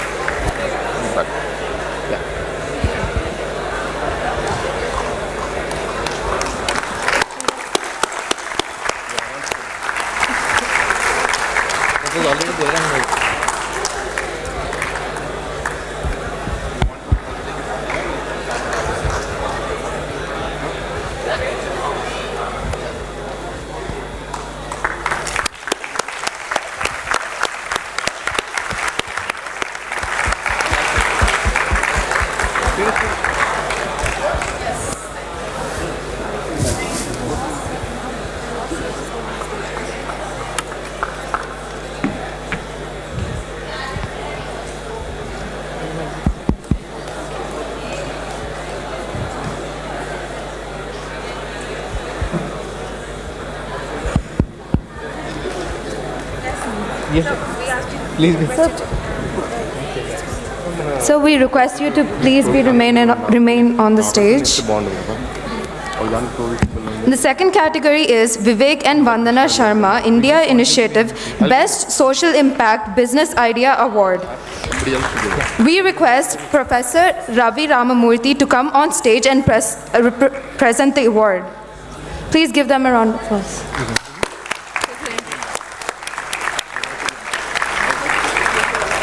Any guesses for this award, guys?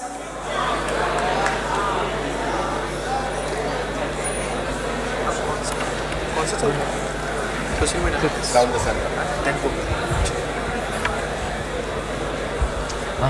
They want you to go under the thing.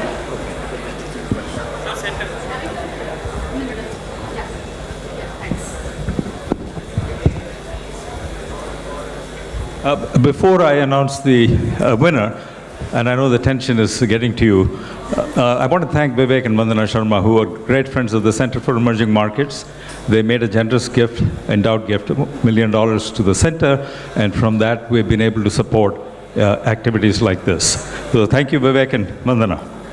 And the winner of the Best Social Impact Idea for the Vivek and Vandana Prize is Agro Droid. Give it up for them, guys.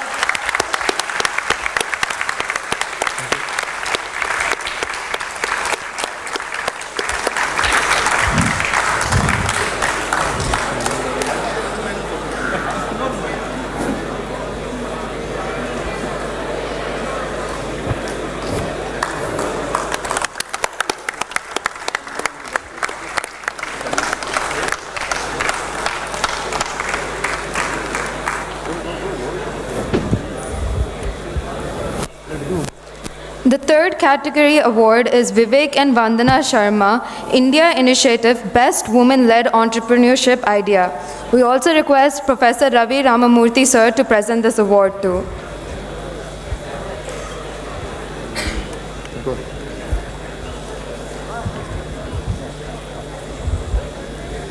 Any guesses for this award, guys?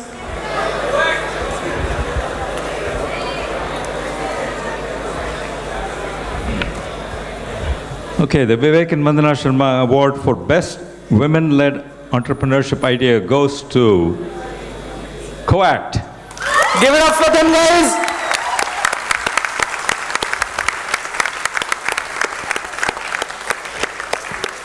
They're from GITAM, Vizag. Please give them a round of applause.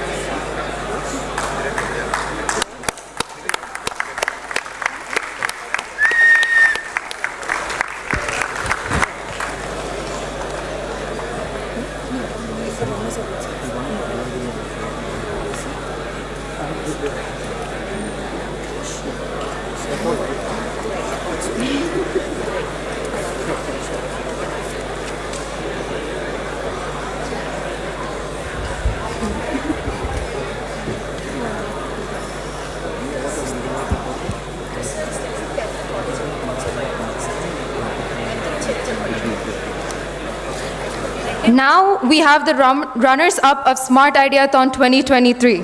I request Mr. Chandrasekhar Sharma from Control S and our Pro Vice Chancellor, Mr. Krish Nagegadda and Mr. Chief Innovation Officer.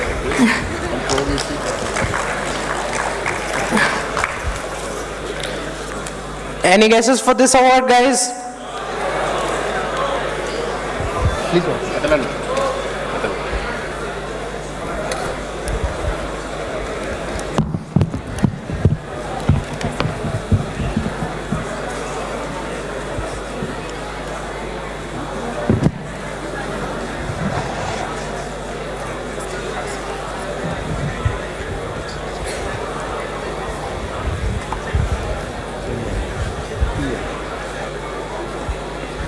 For this runner-up award goes to Polyfuer. Give it up for them, guys.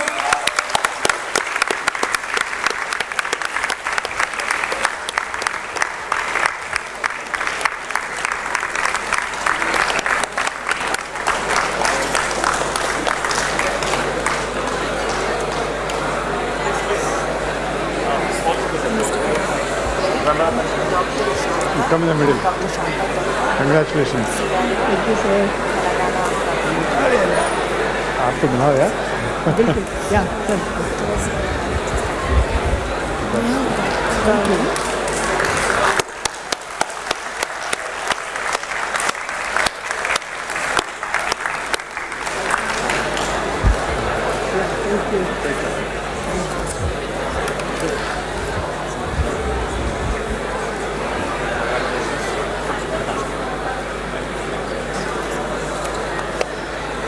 Will be the winners.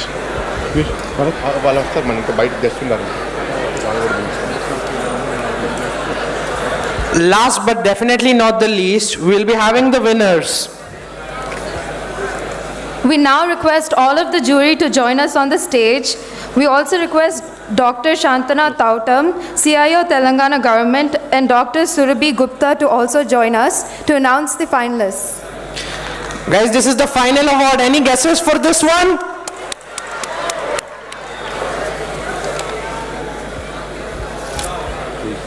Please come, all of you. You'll be in the center. We're going to announce. Oh, good for me. I think I am, yeah. All right. Before I make the final announcement of the grand prize winner, which I'm sure nobody's interested in, so I'm going to spend a little bit more time, but all of the teams and all of you, and I think, I'm going to steal some words that I heard just a moment ago, but don't stop here, right? Don't stop here. You win an award, it's amazing. But that's not what it's about. It's about making that product and going to market and solving these really interesting problems that you all identified. So please, don't stop here. Keep making those things. So please build your product. All right. Oh, I get the answer. All right. SmartIDEAthon winner 2023, Neuro Tech. Give a huge round of applause for them, guys.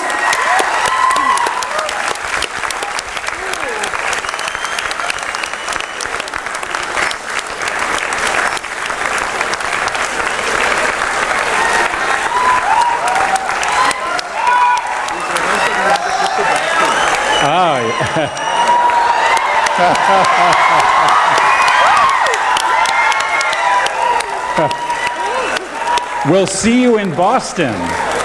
We'll see you. I'll be there. I'll see you in Boston. Congratulations. Thank you.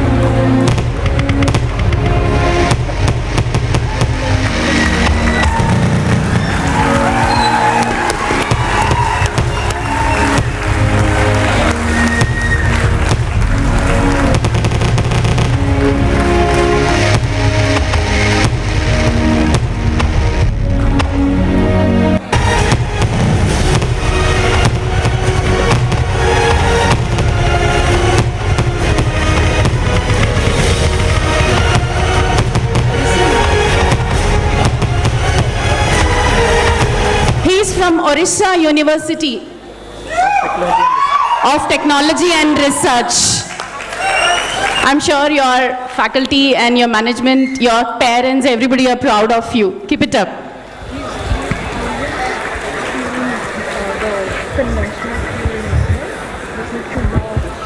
Should anybody want to say something? Group photo with everyone. Yeah. Request all the winners to please come onto the dais so that we can have a group picture with you. This is a memory for us, for everybody concerned, of course. All the winners. All the finalists, please, sorry. All the top 8 finalists, for us, you are already winners. I would like all 8 teams, please. The day you started innovating, you are a winner. The day you started questioning the status quo, you are a winner.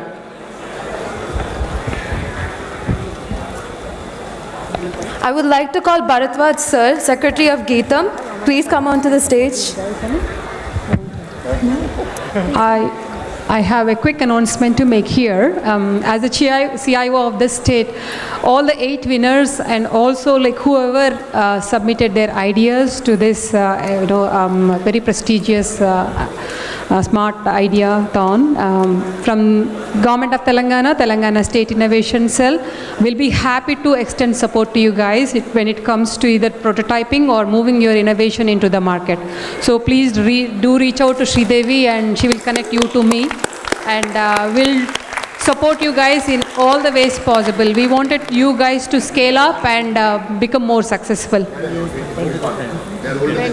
Yeah, please stand. Can you guys make some noise for all these winners? Thank you. Students over there, are they blocking your head? I think lean down too. Make for a better photo. Yeah.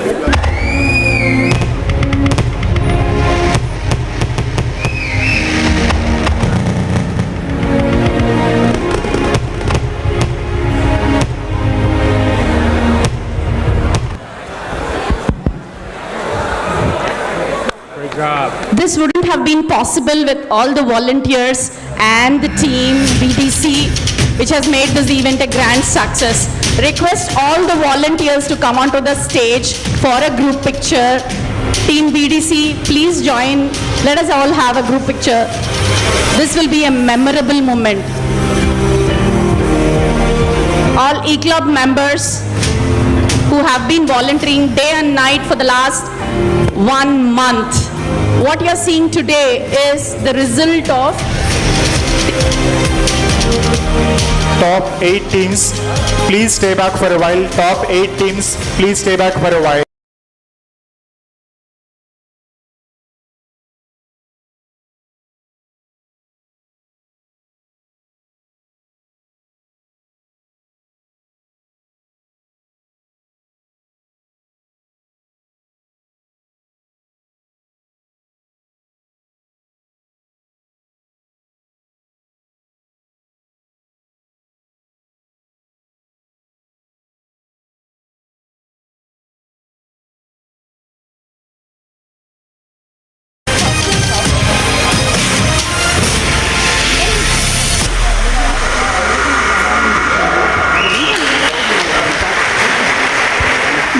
నేను చాలా క్లియర్గా ఉన్నాను. నా age కూడా నేనేం చేయట్లేదు నాకు కూడా క్లారిటీ ఉంది.